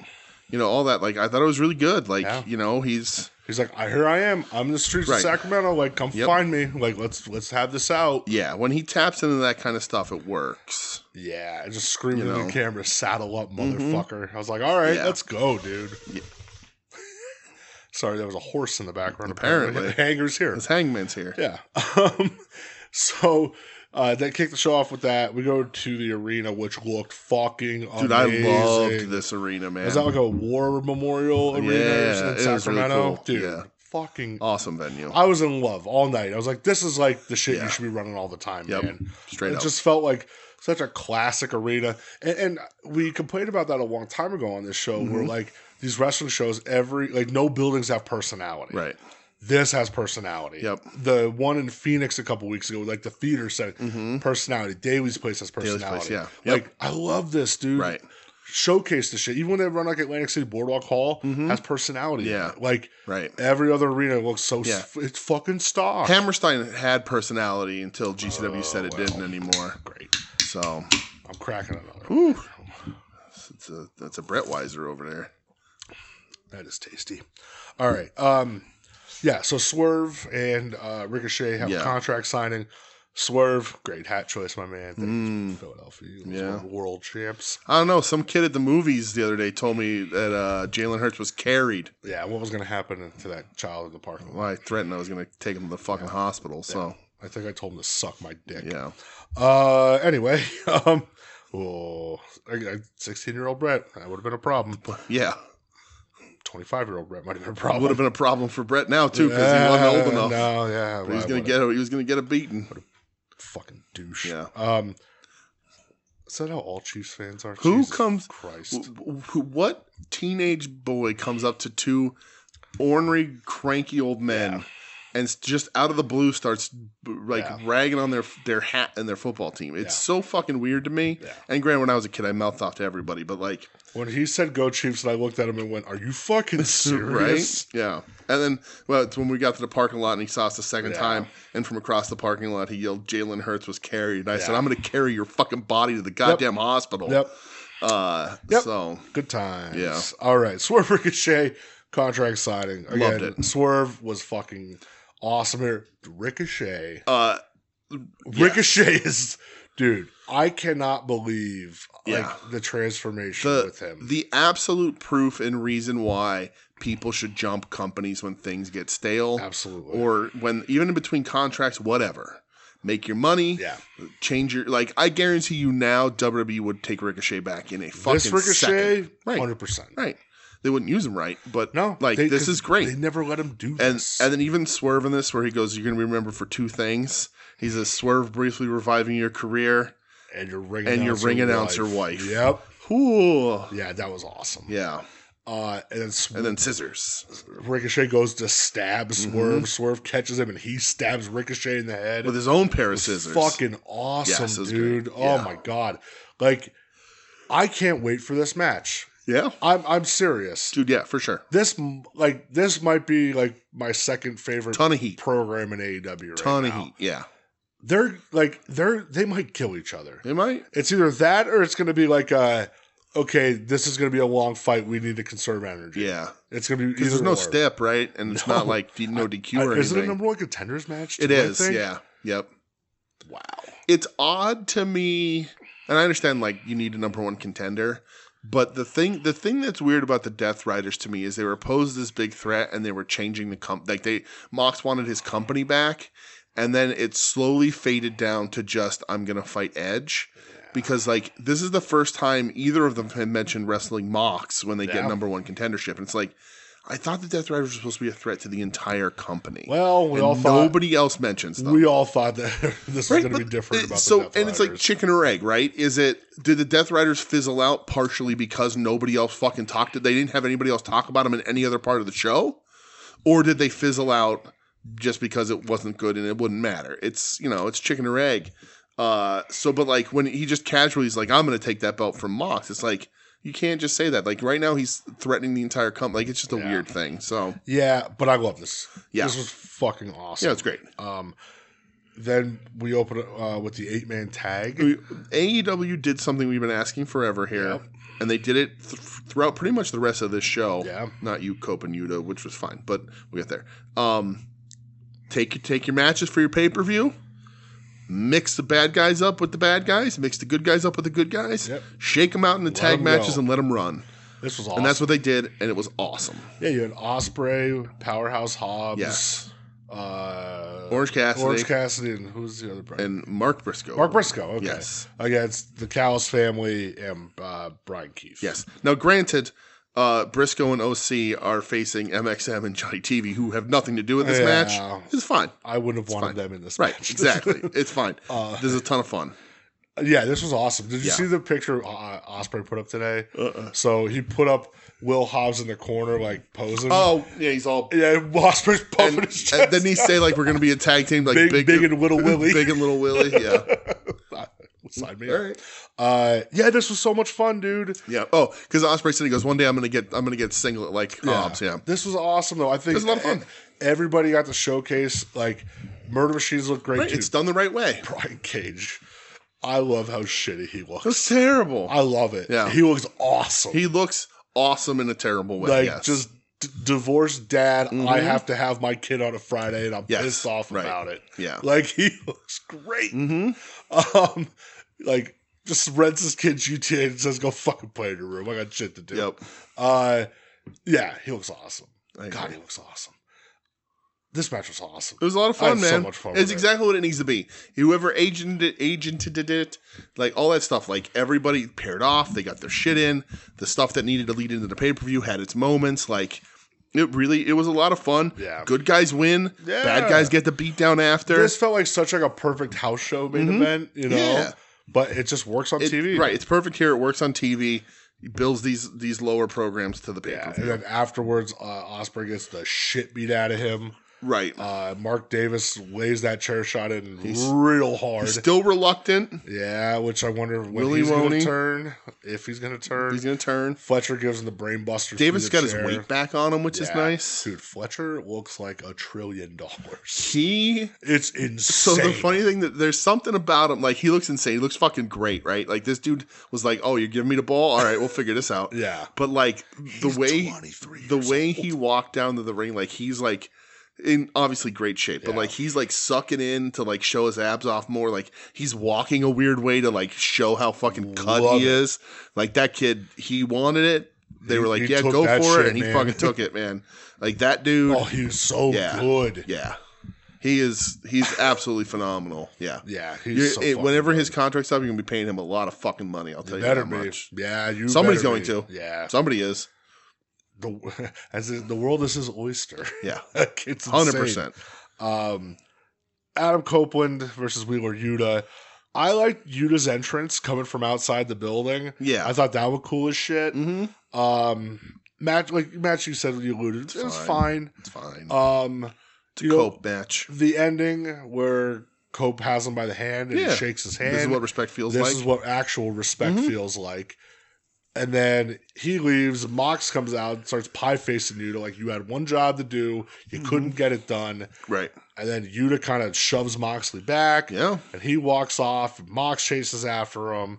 And Mox gets in the camera and cuts the promo where he's just like, "Oh, you've taken everybody away from me." I mean, Mox kind of kicks Yuta out. He says like, he kind of sort of says, "I know it's a swerve, and he's gonna," and like we're all gonna think whose side's he actually on, Gorilla? It's who's the third man, but like it just feels like very telegraphed, which is okay. It's fine. It's wrestling. I get it. It's fine. You gotta give in to the soap opera misgivings one sometimes. Yeah, I agree. But yeah, like Mox like kind of says like he's out. So he's like, I don't ever see you again or whatever he fucking says. Yeah, he's like this is what you wanted. Like fine, you ripped all the bars off the cage, but here's the problem. Yeah. That was keeping me away from you. Right. Now you got to deal with me. And it definitely telegraphs there's going to be a new Death Rider, which we all thought was going to happen. I don't know if there will be. I don't know. I think I don't know. It could go multiple ways for sure, which is nice. Which I like. Yeah. It could just be. It needs to because we know this match is going to go one way. It could be Yuta looking to bag, act like he's going to bag Mox, but it really hits Cope. Right. I don't know. It's good. It could go a bunch of ways though. Right. So that's fine, I guess. Mox's old friend Eddie Kingston come back. I don't think he's ready. I know it's not going to happen. Have you been reading any of the interviews with Eddie? I've seen clips of him, but no, not really. Said he wants to fight Sheamus. Oh yeah, for real? Yeah, he wants to fight Takeshita.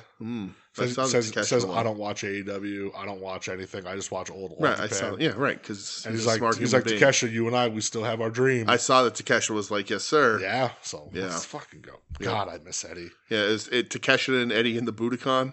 All right. I miss Eddie. It's gonna be a while still though. You think so? A major fucking injury. Yeah, dude. A couple more months, I think. When did that happen? Was that June last year? I don't remember. I think a couple more months. God, because he's back. He's back working out with Benoni. I hope he comes back looking like he looks right now, though, like an actual crazy person. I hope tickets to Japan are cheap when it's him Takeshi in the Budokan. Just saying. Let's go. I love the Outrunners montage. Yes, this was very funny. Yeah, the montage stuff with them is very good. Well, it's very funny.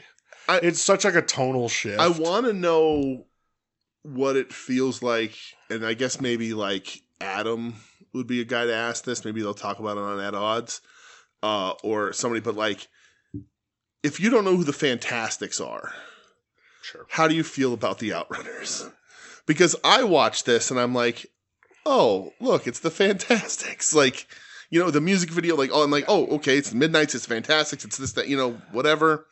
I think the difference is, and it's an era thing where it's like, oh, this is a joke. Right. where back then it was like, this is presented as not really being a joke, you know? Like, but without the reference of knowing like what they're throwing back to and acting like they were there, does it still land? Does it? I think it does. Yeah, I think it does. I think but yeah, I think this stuff is a ton of fun. Yeah, I like the Outrunners a ton. And I saw they're selling Outrunners headbands at the merch stands. I saw that. Yeah. So if we end up at an AEW show in the near future, I might end up waiting in that merch line for the first time. Still selling Danhausen masks. Yeah, well, Sting banners. Why not?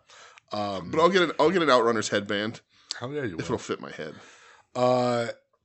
MJF and Hanger have their showdown outside.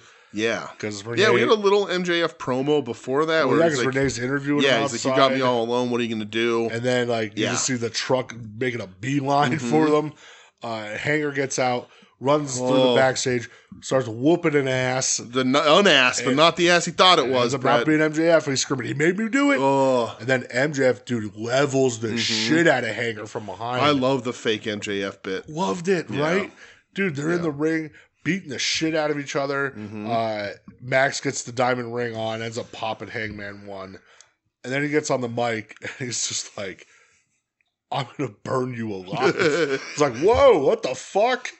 And he gets in the ring and starts pouring lighter fluid all over him. And he lights the Zippo. And that security guard tackled the shit out of MJF. Yeah. I love that there were so many people that rushed the ring, though. Yeah. There was 10, 11, 12 people that rushed to stop this. And Max getting carried out. Just like, let me prove my point. You know, the one thing that I find weird about the way they storytell with Max is that when he fights off security by himself, I'm like, I don't know. I'm fine with it. I'm totally fine with it. I don't, obviously when he wrestles, he's fucking great, right? Yeah. But, to fight off, 2-3 security guards at once, I'm always like, man, I don't picture Max as a badass. Well, when they're just coming in one by one at a time, I guess I guess that's true. But I was just like, I would rather see him I don't know how you do it, but because when it was 10 guys that rushed the ring, he didn't have a chance, But I just don't I want him to be when he's mad and angry, sure, but I want him mostly to be sniveling pretty boy, not I can beat a bunch of people up boy. He does this so much better, though. Yeah, he did. This whole show was really some of his best stuff. Screaming let me prove my point by setting this man on fire. God damn it, dude! This shit is so good for sure. Oh, it's insane how good this is. Yes. Megan Bayne and Penelope Ford. Yeah, against Chris Statlander and Thunder Rosa. Yes. They did a good job showcasing Megan Bayne. I'll say that much. This match was better than I thought it could be, man. Yeah. Bayne looked good. Powerhouse on people, man. Yeah. She gets the honor of wrestling Bozilla. That's insane. Bozilla is going to be the WrestleMania weekend. Marigold better kiss her goodbye. I mean that. Yeah. Somebody's going to get eyes on her. Because there will be representatives at Bloodsport from WWE because Natty's at Bloodsport. Somebody's going to get eyes on her and it's over. Yeah. It's what it is. I'm sure Rossi's been sending the tape to Sean and Trips. Right. Sending it to Road Dog. Megan Bayne looked fucking really good here, dude. Yes. I wish her finisher was a little more crisp. What is it? It's just an F5. But she throws them way far away and falls way backwards. I don't know. I don't love that. The problem is that the person who made that move famous was a monster. So he had the ability, taking the shit that makes your head grow. Right. He had the ability to throw people as hard as he wanted, throw them up in the air while still holding on. And she kind of has to, because of the way a normal person has abilities. She has to kind of throw them away from her. That's true. Whereas Brock was he was murdering you.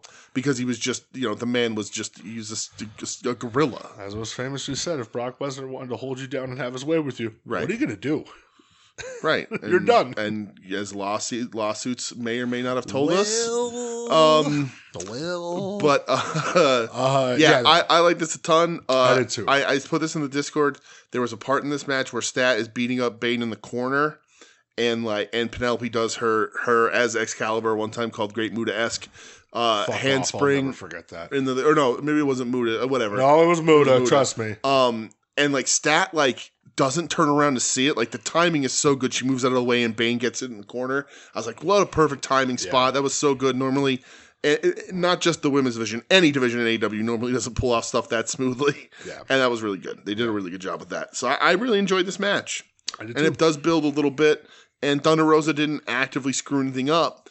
So she can have a regular, normal conversation when she goes on WWE Dick Suckers Radio this week. Jesus Christ. WWE. Is that not what it's called? WWE Dick Sucker Radio. It's not. That's not what it's called. I guess not. I don't know. Triple H busts in my mouth radio. Is that not what it's called? Jesus Christ. Oh, sorry.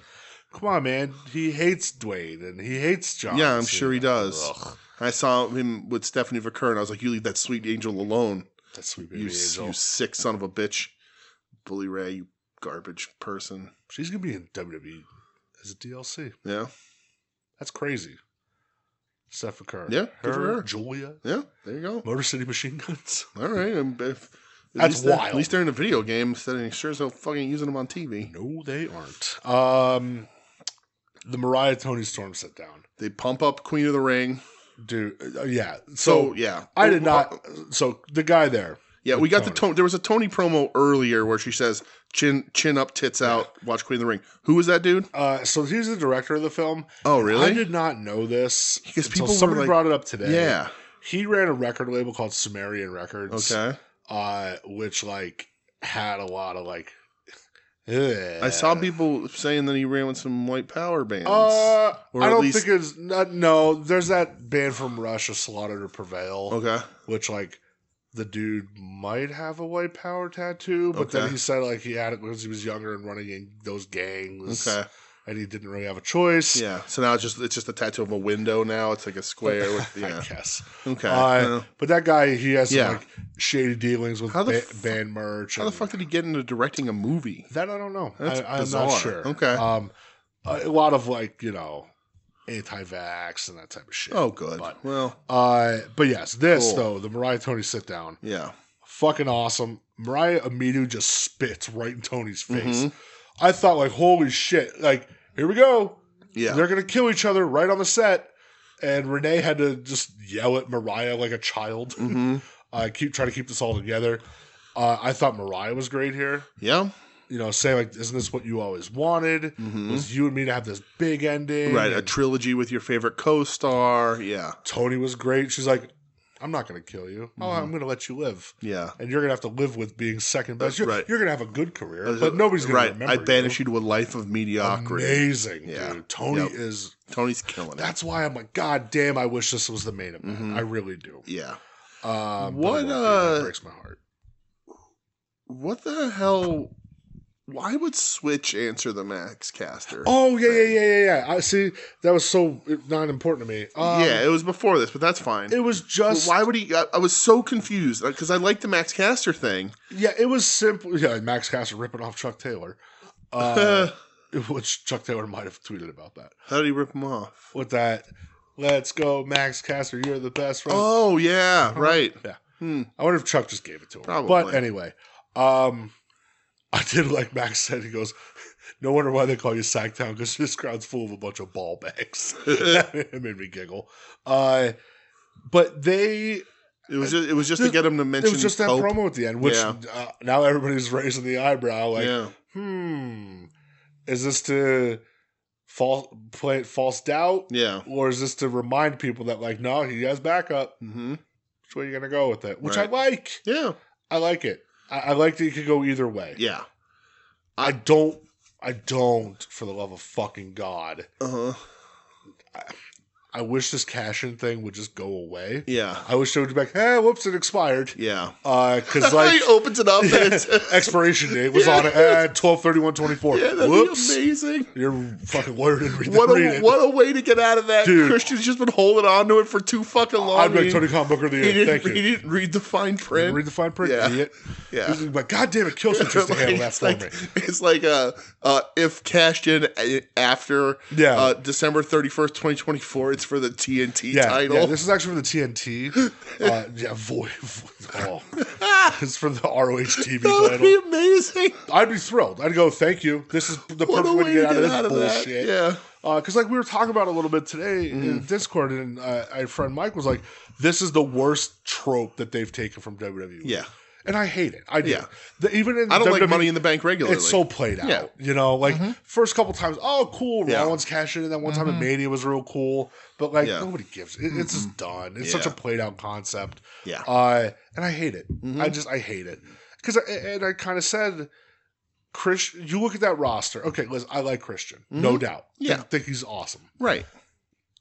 It's not a world title guy. No. Not on this roster. Mid-card, upper mid-card, top, like the biggest heel of just below the main event picture. I look at like Omega, Ospreay, Takeshita, Fletcher, Ricochet. When 3/4 of those guys were out hurt, he was in a great spot. When these guys are in, no. Nah, not now. You're not a world title guy.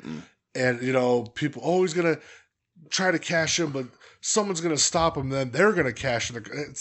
No. Hey. I don't want that. Here's my idea, and I genuinely love it because it's the most overbooked bullshit ever, and I put it in the Discord. Let's see if I remember. Mox and Cope happen. Cope wins. Christian comes down, looking like he's going to cash in, and everybody freaks out because it's Edge Christian for the world title. Either Mox takes the contract from Christian, or another Death Rider shows up. May or may not be Kip Sabian. Does a little swerve. God. Kip Sabian takes the contract, gives it to Mox. Mox cashes it on Cope and gets the title back. I would hate that. It is overbooked garbage, and I hope they do it. Because they did that already. With Christian with the TNT title. They already did this. Let's kill the Death Riders dead. Let's just get it out of here. You gotta move on. You have to move on. So somehow, some way, Mox ain't losing that title though. No, I don't think so. But that's what I'm saying. He can, and then he gets it right back. It's perfect. It's perfect. Stupid bullshit for a show that every match is everybody's gonna be like, holy shit, what a good match. Holy shit, what a pay-per-view. And then the main event is gonna happen, and it's going to be arguably the worst match on the card. They're going to try some stupid bullshit. And then Tony Khan's going to come out on the stage, pull his pants out, and take a shit right on the ramp. All right. I mean, listen, some people pay money for that. I don't want to know those people. My worry is that they're going to do something like that because they know it's going to be the lesser match. I don't think it's going to be bad. It's just going to be the lesser match on the show. So they're going to want people to talk about it. There needs to be a way out. Yeah. There needs to be a way out of this fucking Christian contract. Yeah. There needs to be a way out of this Death Riders thing. I just gave it to you all. That ain't the way out. I gave all of it to you. That's me running into a brick wall at first. All right. I'll bet you $0.25 it happens. I don't know. Main event, though. It's because you don't want to lose your money. That's not coward. All right. Quarters on the line, then. 1/6 shiny quarter. All right. Ricochet and Kazuchika Okada against Swerve and Brody. Yes. We were texting each other a little bit during this. Like, man, Swerve and Brody. Instant chemistry. Like, and then Brody tweeted, like, those who know, and showed, like, an old picture from Defy. Defy, yeah. Swerve and Brody looked awesome. It looked incredible together. It was great. I'm like, can we put Swerve in with these guys? Swerve, Hounds of Hell? Can we do that? Join up. You're all tattooed, brother. Right. Swervy Matthews. Just put him in there instead, buddy. Swervy Matthews. I thought Ricochet looked great during this. Such a chicken shit. Mm-hmm. I loved like when he thought Brody was going to be in, but then Swerve comes in and he just starts running away to tag Okada. And Okada's not there. That was awesome. Yeah. Brody almost killing the TV feed again by crushing people against the fucking guardrail. Well, and it's again this. It's not that like the 8-man. It's similar because but it's another mixed up tag team match that advances the stories for them, and like it gets rid of because like AEW for their whole time, this would have been 2 matches. And it would have been Swerve against Ricochet and another thing. It just wouldn't, it wouldn't have, or they would have gave Swerve like somebody with them to wrestle Ricochet. Like it just wouldn't have been as good and as fun. And this, you can have a fun match that looks different on TV and gets shit in for everybody. Yeah, this was a blast. Yeah. This was another blast. Yep. Ricochet and Okada get the win because Ricochet ends up hitting Swerve with the Continental Belt. Yeah. Because Rick Knox thinks he's a referee. He's so not in gimmick this time like the other ref that they missed the leg, but just because he does. Bad. Yeah. This sets up your pay-per-view this Sunday. Well, there's still a collision that's going to happen. I think it was a mistake not having Momo Watanabe on this show. Yeah. because Collision's Collision, and let's be honest, not a ton of people watch it. Right, and it's against Serena Deeb. And again, it becomes the thing like nobody's going to watch Collision if you don't put stuff on Collision, but don't put stuff on Collision because nobody watches Collision. Yeah, Collision has been better in these last couple of weeks. It's been better. I will agree with that. And yeah, Momo Deeb on Dynamite ain't putting any asses in any seats. I saw the card for Collision because they taped it last night. Oh, did they? Yeah. They always do that. It looks like a lot of skippable content. They only do it. One, go back to running pay-per-views on Saturdays. But like, and I don't know why they got away from that. I'm guessing because they probably contractually have a number of collisions they are required to do every year. Makes sense. You're right. You know what I mean? Yeah, that makes sense. They you don't want to keep preempting your television, right? Yeah, you're right. So you probably you don't want to move it to another day or whatever. Makes sense for sure. So like, I don't love it, but it's TV. It's what it is. Yeah. But like because I personally, even if a pay-per-view is on a Sunday, I wouldn't have Collision those weekends. It's tough. I would say, no, we're good. A lot of overload. No Collision this week because there's pay-per-view. Yeah. Or, like, instead of Collision, I would do something. I wouldn't, Well, I know why they tape them on a Wednesday in case someone gets hurt or something. Sure. You have a couple days to figure shit out. Yeah, but the weekends of pay-per-views, I wouldn't have Collisions at all. But I imagine it's something they're probably obligated. Like, the contract probably says, like, the 48 collisions a year or something they're obligated to do. Would you have a Battle of the Belts instead? No. I think those are done. That went the way of Rampage in that new contract. Ugh. They were like, well, that leads Remember us... AEW's reality show? Yep, sure do. Mm-hmm. That leads us to our second question that we have. And a third question. I think I'm going to put the third question here. And now the Tim Taylor question of the week.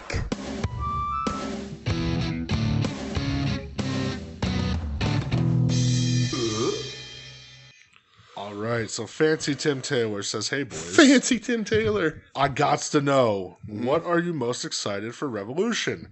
For me, it's always going to be Big Take versus The World. Love you, boys, and love the show as always. Tim, thank you very much. Thanks, Tim. Are you coming up here on Sunday? I don't know. Nobody reached out to me. Well, don't reach out to me. Reach out to DJ, because contrary to popular belief, he owns this home. I don't. I don't live here.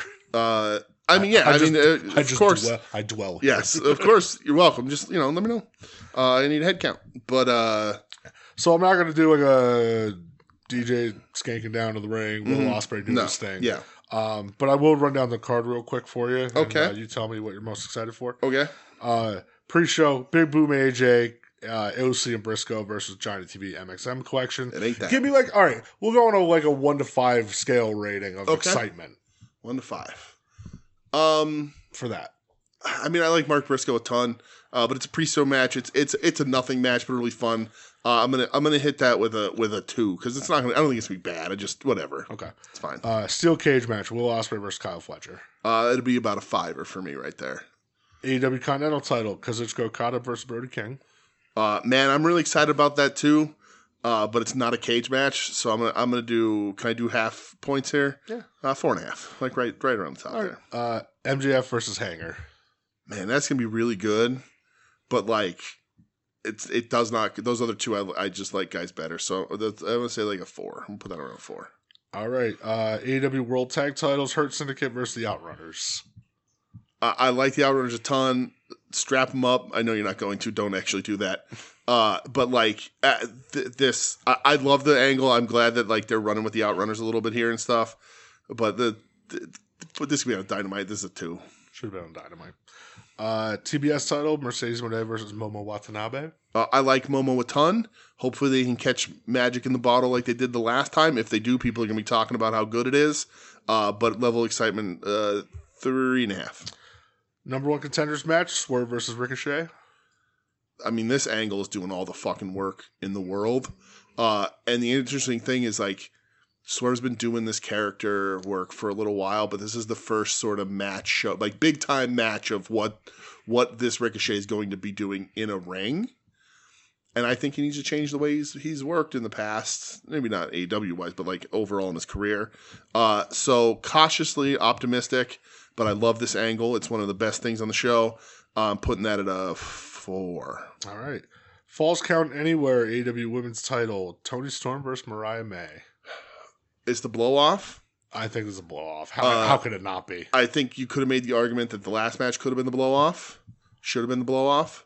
But I get running it back. It's the rubber match, brother. It's the rubber match. I get running it back. I love it. We said before it could be main event. But I need to see them do something that I haven't seen out of them before, which knocks it down to just a 4.5. International title, Takeshita versus Omega. I think it's going to be great.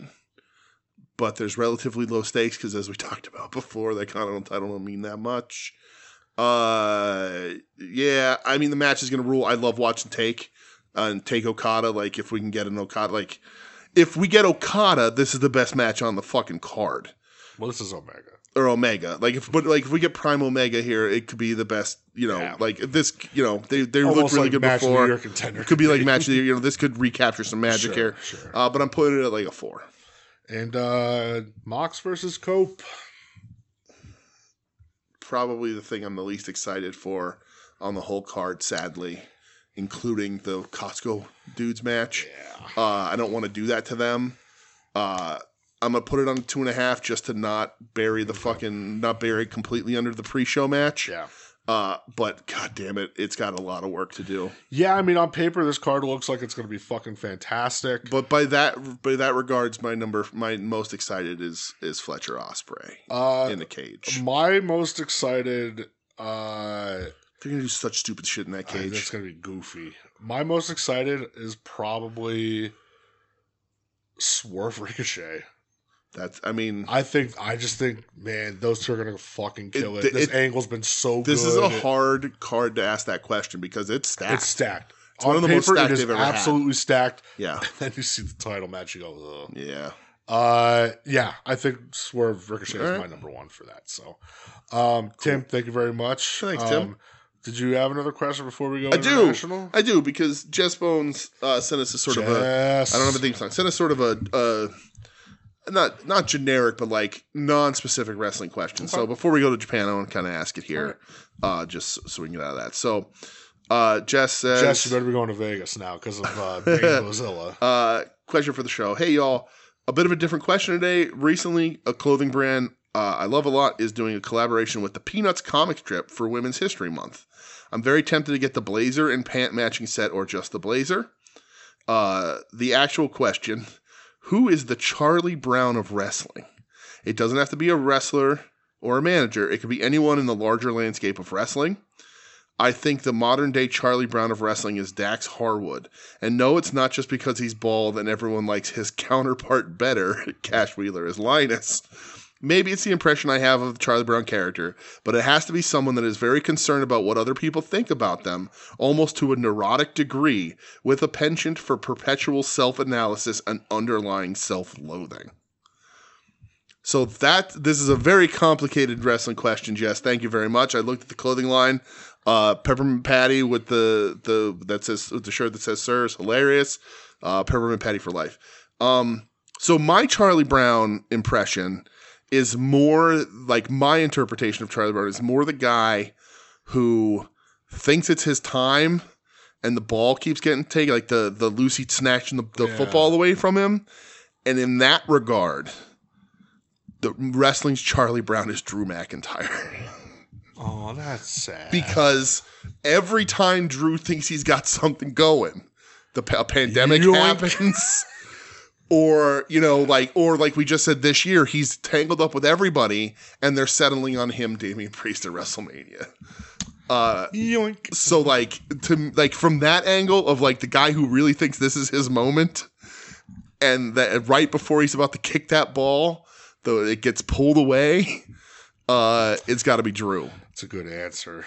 But like the person concerned about what other people think of them to an erotic degree, a penchant for perpetual self-analysis and underlying self-loathing. Dax Harwood. Right.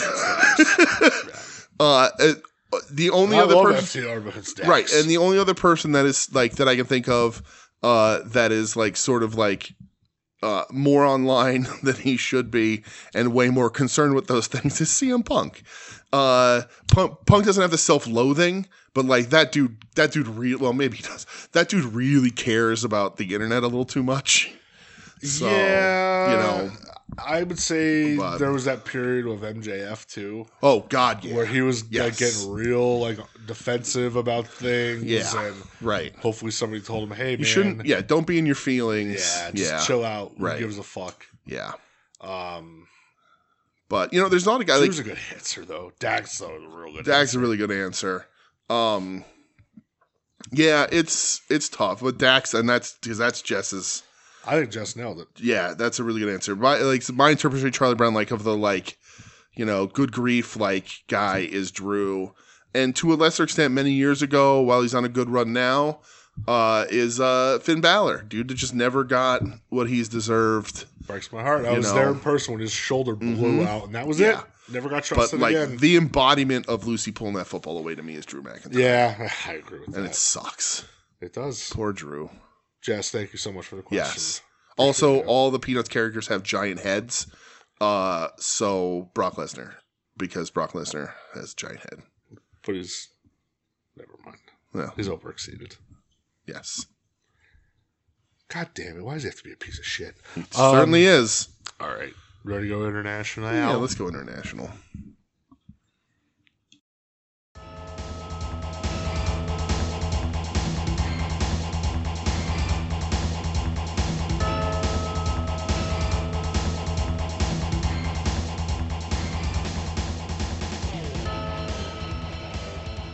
All right, we made it. We're here. Where are we? Japan. Japan. Only Japan? That's it. Only Japan. Only Japan. Okay. So we'll talk. You want to talk New Japan first? The Or do you wanna Fantastic Mania? Yeah. Let's Okay. do that. How many did you watch from this show? Well, let's let me see. 1, 2, 3, 4, kinda. So let's. You watched more than I did. Did I? Okay. Well, 'Cause I we'll only see. watched 3. Okay. Where did you start? Hechicero versus El Barbaro Okay. Cavanario. All right. So you're a smart man. How many did you watch? 3. You watched 3 on that show? Mhm. Okay. What were the 3 you watched on that show? That one. Oh, Soberano Massacre Dorada and Mystico Yep. Averno. Okay. So I went to night 7 and I was like, I'm in a lucha mood. Mm-hmm. I'm going to watch some lucha. So I started at Ultimo Guerrero versus Atlantis Jr. from night 7. Okay.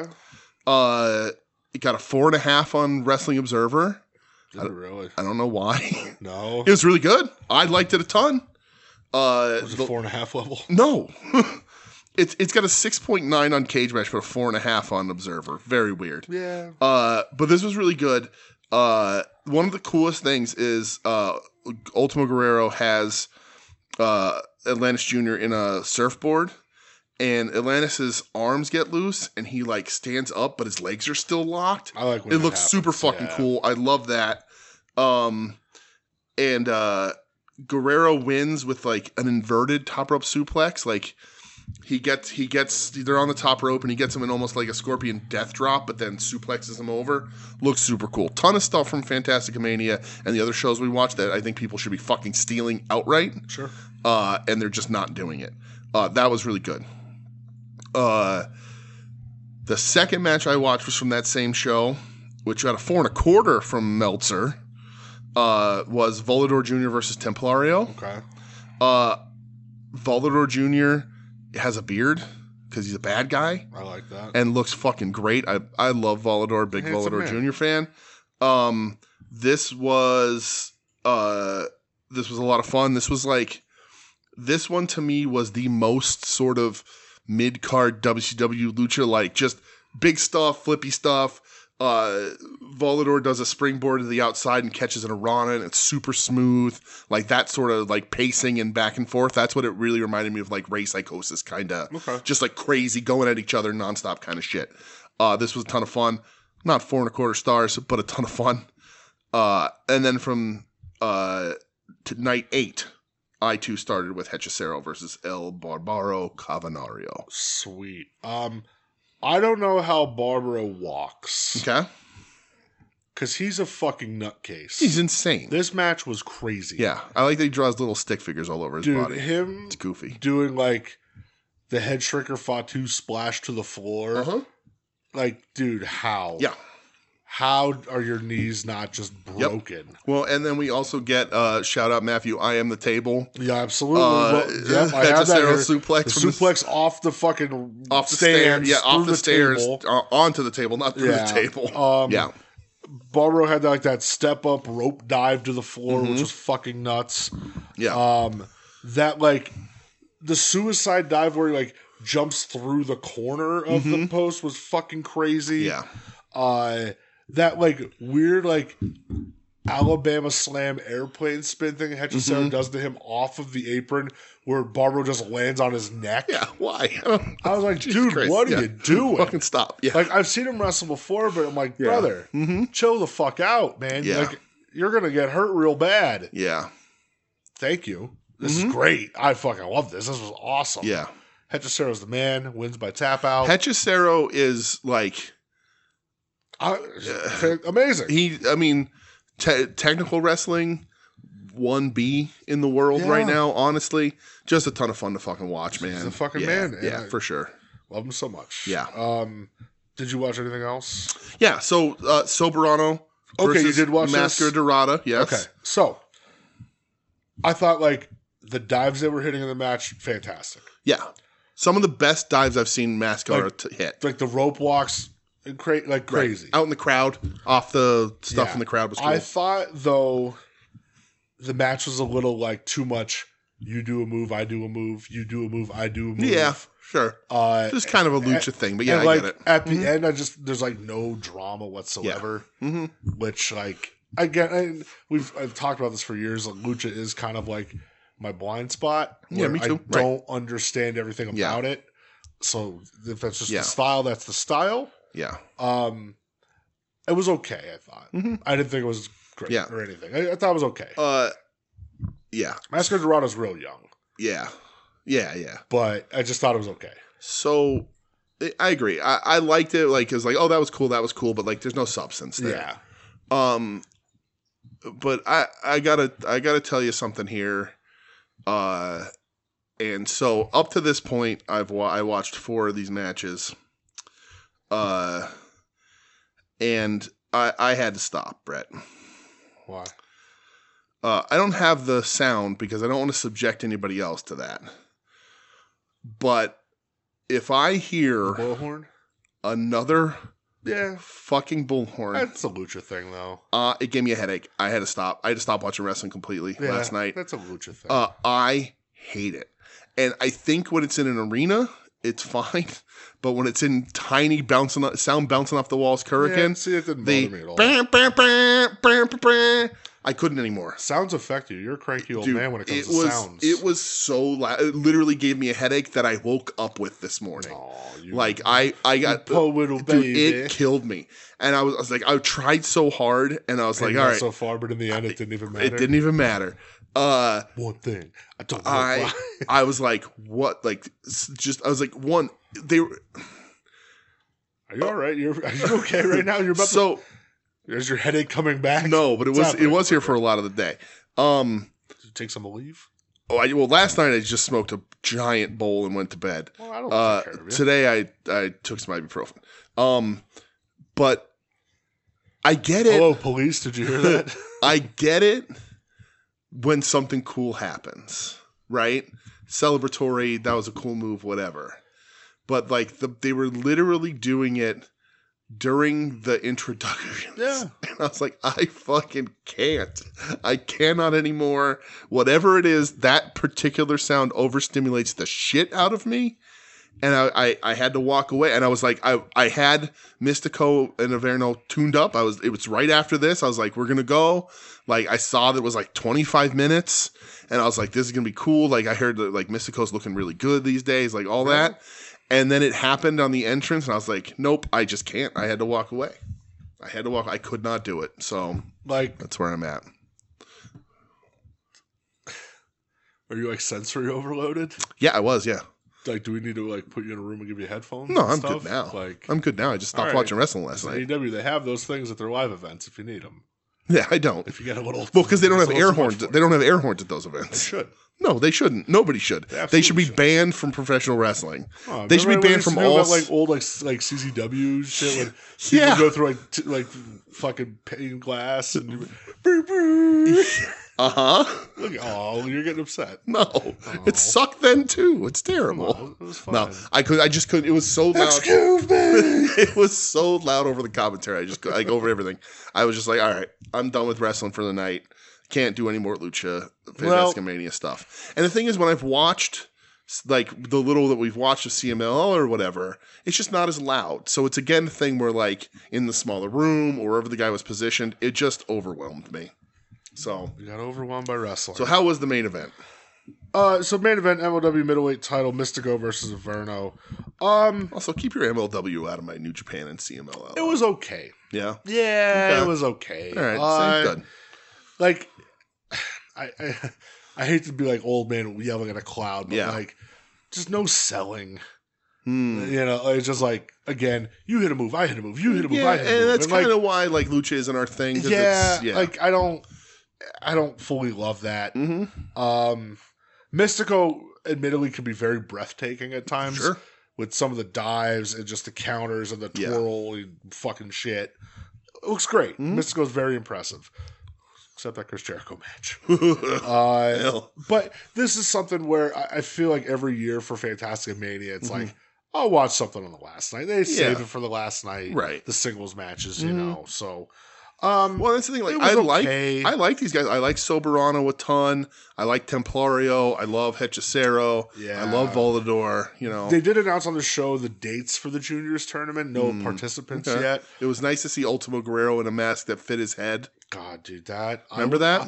I look back at that match and I'm like, that's one of the worst matches I've ever seen live. Yeah, it was rough. That was bad. It was bad. Yeah. It was real bad. And it was nobody's fault. It was just like it was just poorly executed top to bottom. You can't even really blame the wrestlers. I remember we were so hyped for it. I'm like, oh fuck, Okada Ultimo Guerrero, that's sick. Right. And then it just was right. And they just put him in such a bad position and Guerrero was so off of his game because of the dumb mask. She doesn't fucking wrestle in anyway. And I was just, what a heartbreaker. Yep. So excited to see Ultimo Guerrero, and that was the heartbreaker. Yeah, but I agree. Yeah. Well, New Japan, they did run their 53rd anniversary show this morning. Yes. I know you did not watch it. Nope. I watched 2 matches from it. One I got to watch live because it started it late. Nice. But 2 matches I did watch. For the juniors title was El Desperado versus Francesco Akira. Definitely Akira's best match so far. Ever? Oh, okay. I think so, That's cool. For sure. I've never been really big on the dude. No, but what did we watch with him a couple months back or a month or 2 back? Tagging with the ass Wang. Yeah, maybe it might have been a match like not the juniors tournament. Junior tag tournament, maybe? Maybe. We did. There was something I saw him and I was like, oh, this was pretty good. I think it's his best match he's ever had. But whatever he won to get this match, did he have a number 1 contender? I don't remember. I don't know. I thought so Akira's move, like his finisher, it's like the fireball knees and stuff. Yeah. I loved the psychology in this. Desperado just kept working his knees and the stretch muffler on the knees. Yeah. So when he would go to hit it, it just went takes him out of the game, which was so smart. Despy's the best, and Despy wins, and it was fucking it was awesome. Yeah. It really was. Yeah, I love El Desperado so much. Yeah. Main event, IWGP title, the world champion Hiroki Goto. That's right. It feels good to say. Yes. Versus the president himself, Hiroshi Tanahashi. I wish he was the president. Well, yes. Tana looked good. Yeah, them knees were moving. They were oiled up beforehand. Yep, he was moving good. Imagine they grease him up like Dorothy does the Tin Man. Yeah. Squeaky, squeaky, squeaky, squeaky. This match was very good. Yeah. Tana had me convinced for a second. Yeah, that's crazy. He was hitting dragon screws and he had Goto in the clover leaf, and I'm going, oh man, Goto, you're done. That'd be crazy, dude. At one point, what would happen? And I have a question of the week for you, pal. What would happen meltdown. He'd have a meltdown. His first defense if he lost to Tanahashi? Yeah, and the answer this I'll take your answer. I'll hang up and take your answer on the show. Is there anybody worse for you to beat Goto for that belt other than Tanahashi right now?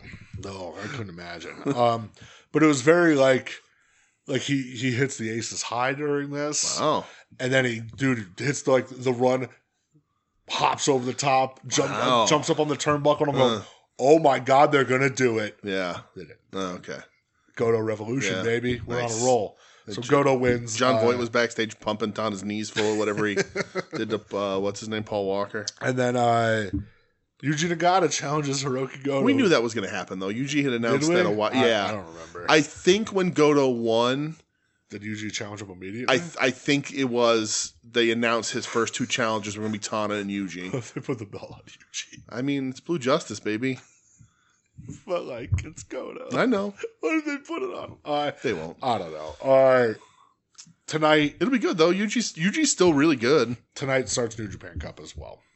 That lineup stinks out loud, dude. It's bad. It stinks out loud. Bad, poopy, stinky. Like, I don't know. I ain't watching a fucking Bad Luck Fale match. I'll tell you that much. I'll see what happens throughout. Yeah, if there's something good, of course. But, like, that's good ain't going to happen in this until the semifinals.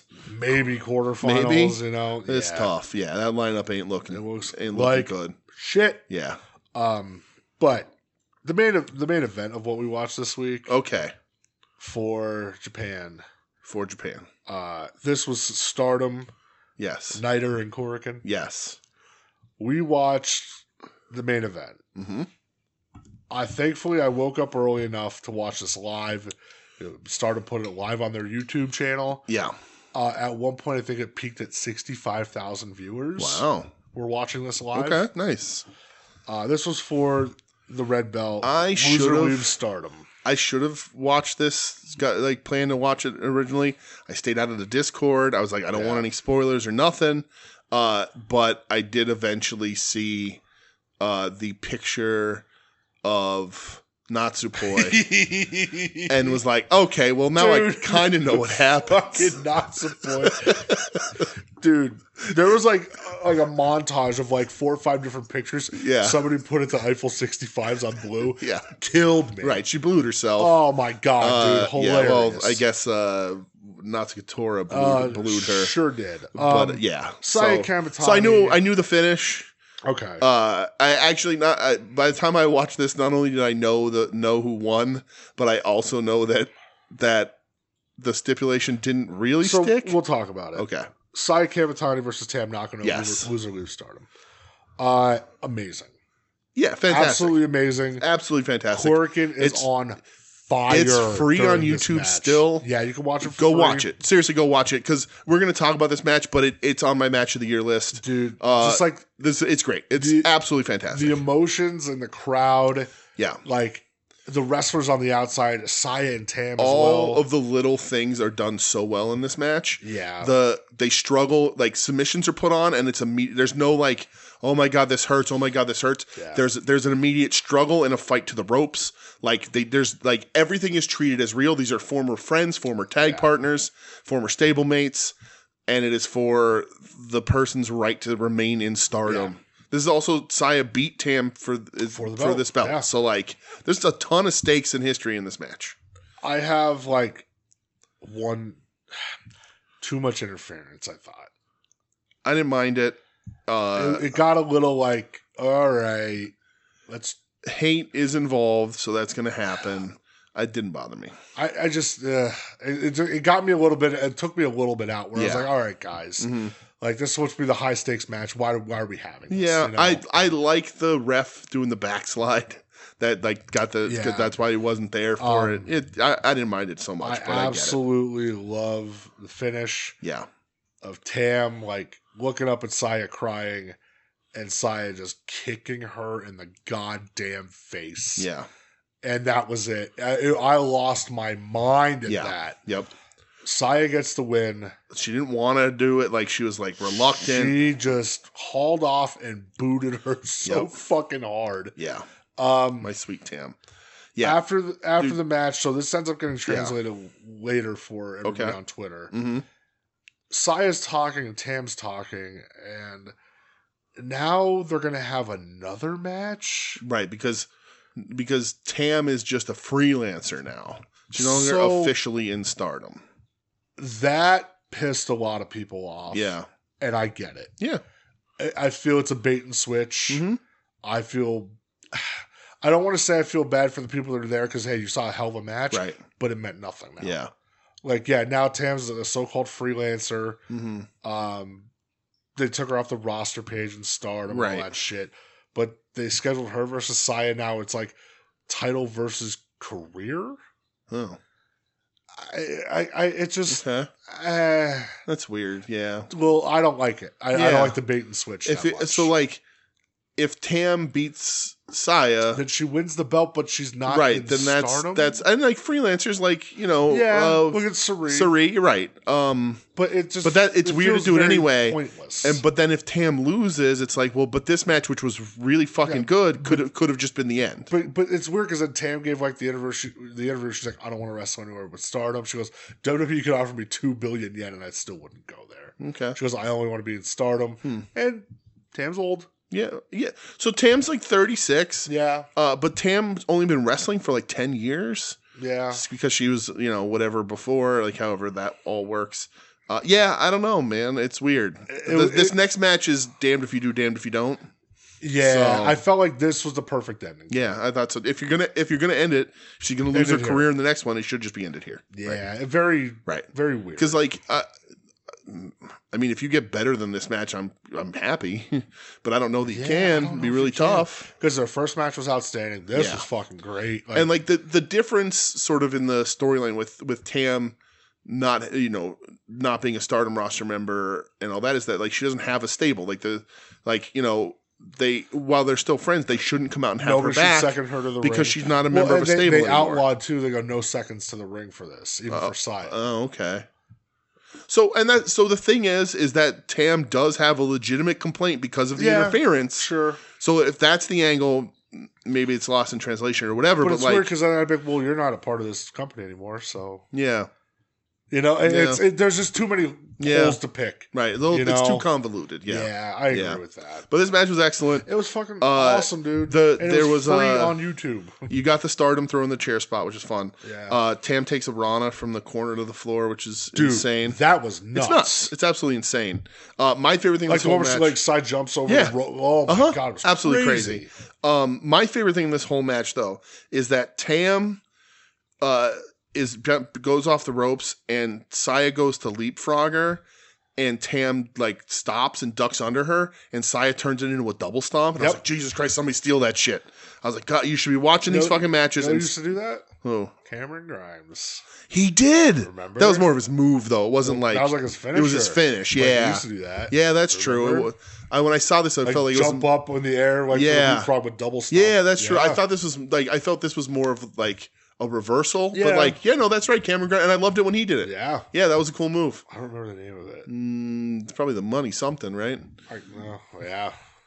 Money shot? No, that wasn't it. Cameron Grimes. Cameron Grimes. Yep. Didn't he make some crying video on social media lately? That's a shame. He did. She shouldn't do that. The Cave In, that was the name of it. Oh, okay. Yeah. Weird. Yep.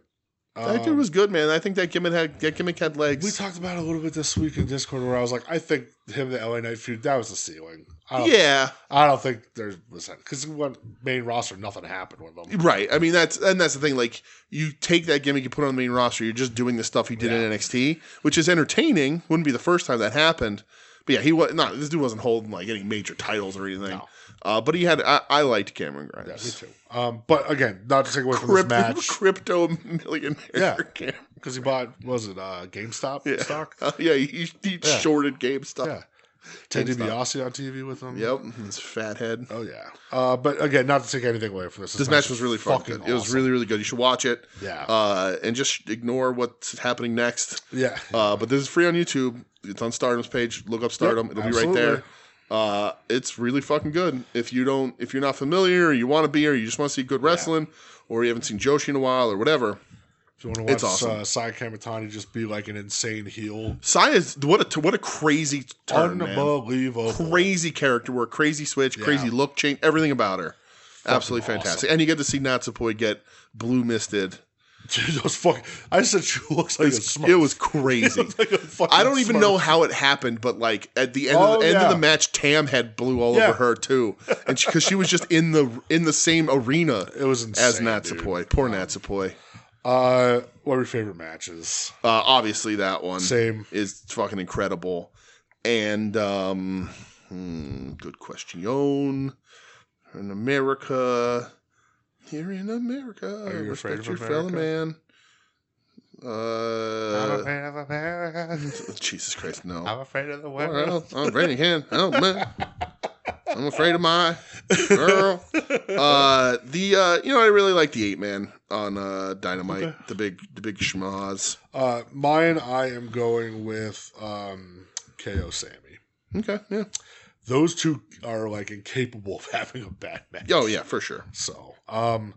Right. Well, did you buy anything this week? Did I buy anything wrestling related this week? No. Did we? Cards. That was this weekend. That was over the weekend. Thank you everybody who mentioned us at the. Thank you very much. Got some Card Shark. Shout out Card Shark. The MMA Shark. Card Shark's one of my favorite game shows. The MMA Shark. Got some good feedback for that. Yeah, so that's awesome. Anybody who mentioned it. Thank you everybody who listened. Todd the Viking probably listening to this, right? Shout out to him. Yeah, Todd, you're the fucking man. But you're right. You know what? You're my favorite Todd. Wow. That listens to this show. Okay. It was a fun stream. I got myself 2 Dusty memorabilias and a Red Rooster autograph. So the back of the card for the Dusty says this memorabilia is not from a specific event, and I'm like, yeah, that's all garbage. Yeah.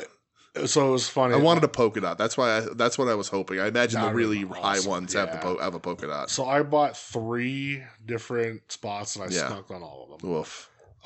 If only you knew the guy who was running it.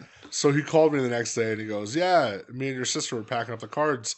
And your sister goes, yeah, like not really many people scuffed. She goes, wow, this one guy though, he bought 3 spots and not a single card. She looked and she goes, what an idiot. Yep. So he had her on speakerphone. They were in the car going to pick up the dog from the groomer. Yeah. And I was like, so I'm a fucking idiot, huh, Nicole? And she just sat there and just goes, uh-huh.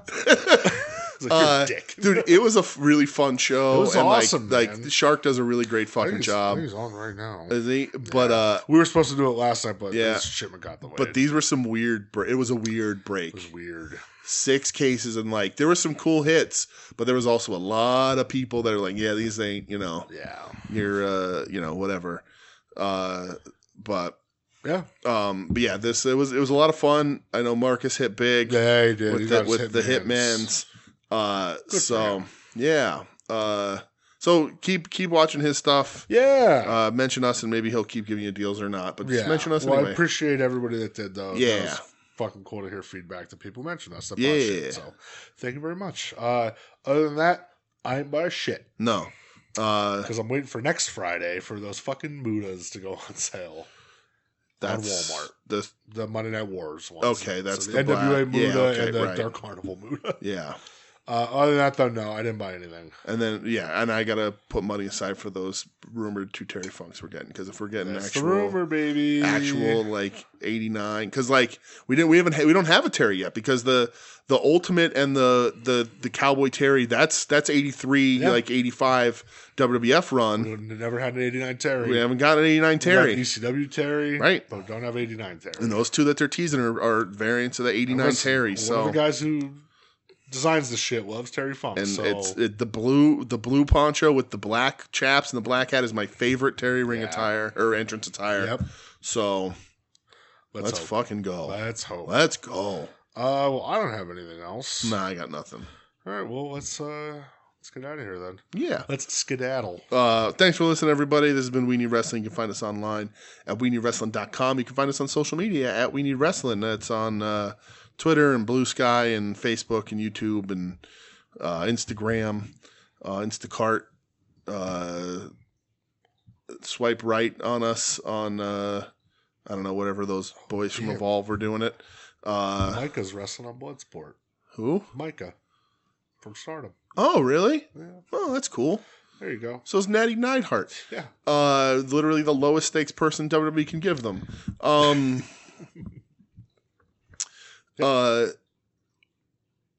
We're proud member of the soon-to-be-named network. You can email the show, WeNeedWrestling@gmail.com. Proud member of the soon-to-be-named network at STBN Network on all social media. Soon-to-be-named-network.tumblr.com. You're looking at our show. You're looking at Wings on Wings, which is still out there. Not doing anything new, but who knows? So eventually. The snow's just melting up here. Give us time. At Odds with Wrestling, Longbox Heroes After Dark, Final Wrestling Place, our other show, Kyushu Sentai Sleaze Ranger, once a month. See you in a couple weeks. The once a month commitment to us and Ed, that got really good response. Everybody seemed to really like that. So hit that up. Yeah, that's it. Yeah. We'll be back next week talking Revolution. New Japan Cup, maybe. Depends on if there's anything good. Ugh. And whatever wrestling on WWE that happens that I'll watch and you won't. Correct. Sure won't be Evolve, though. Fuck. Who the fuck is that for? Not me. You're listening to the soon-to-be-named network, the Lamborghini of podcast networks. Knock it off, nerds.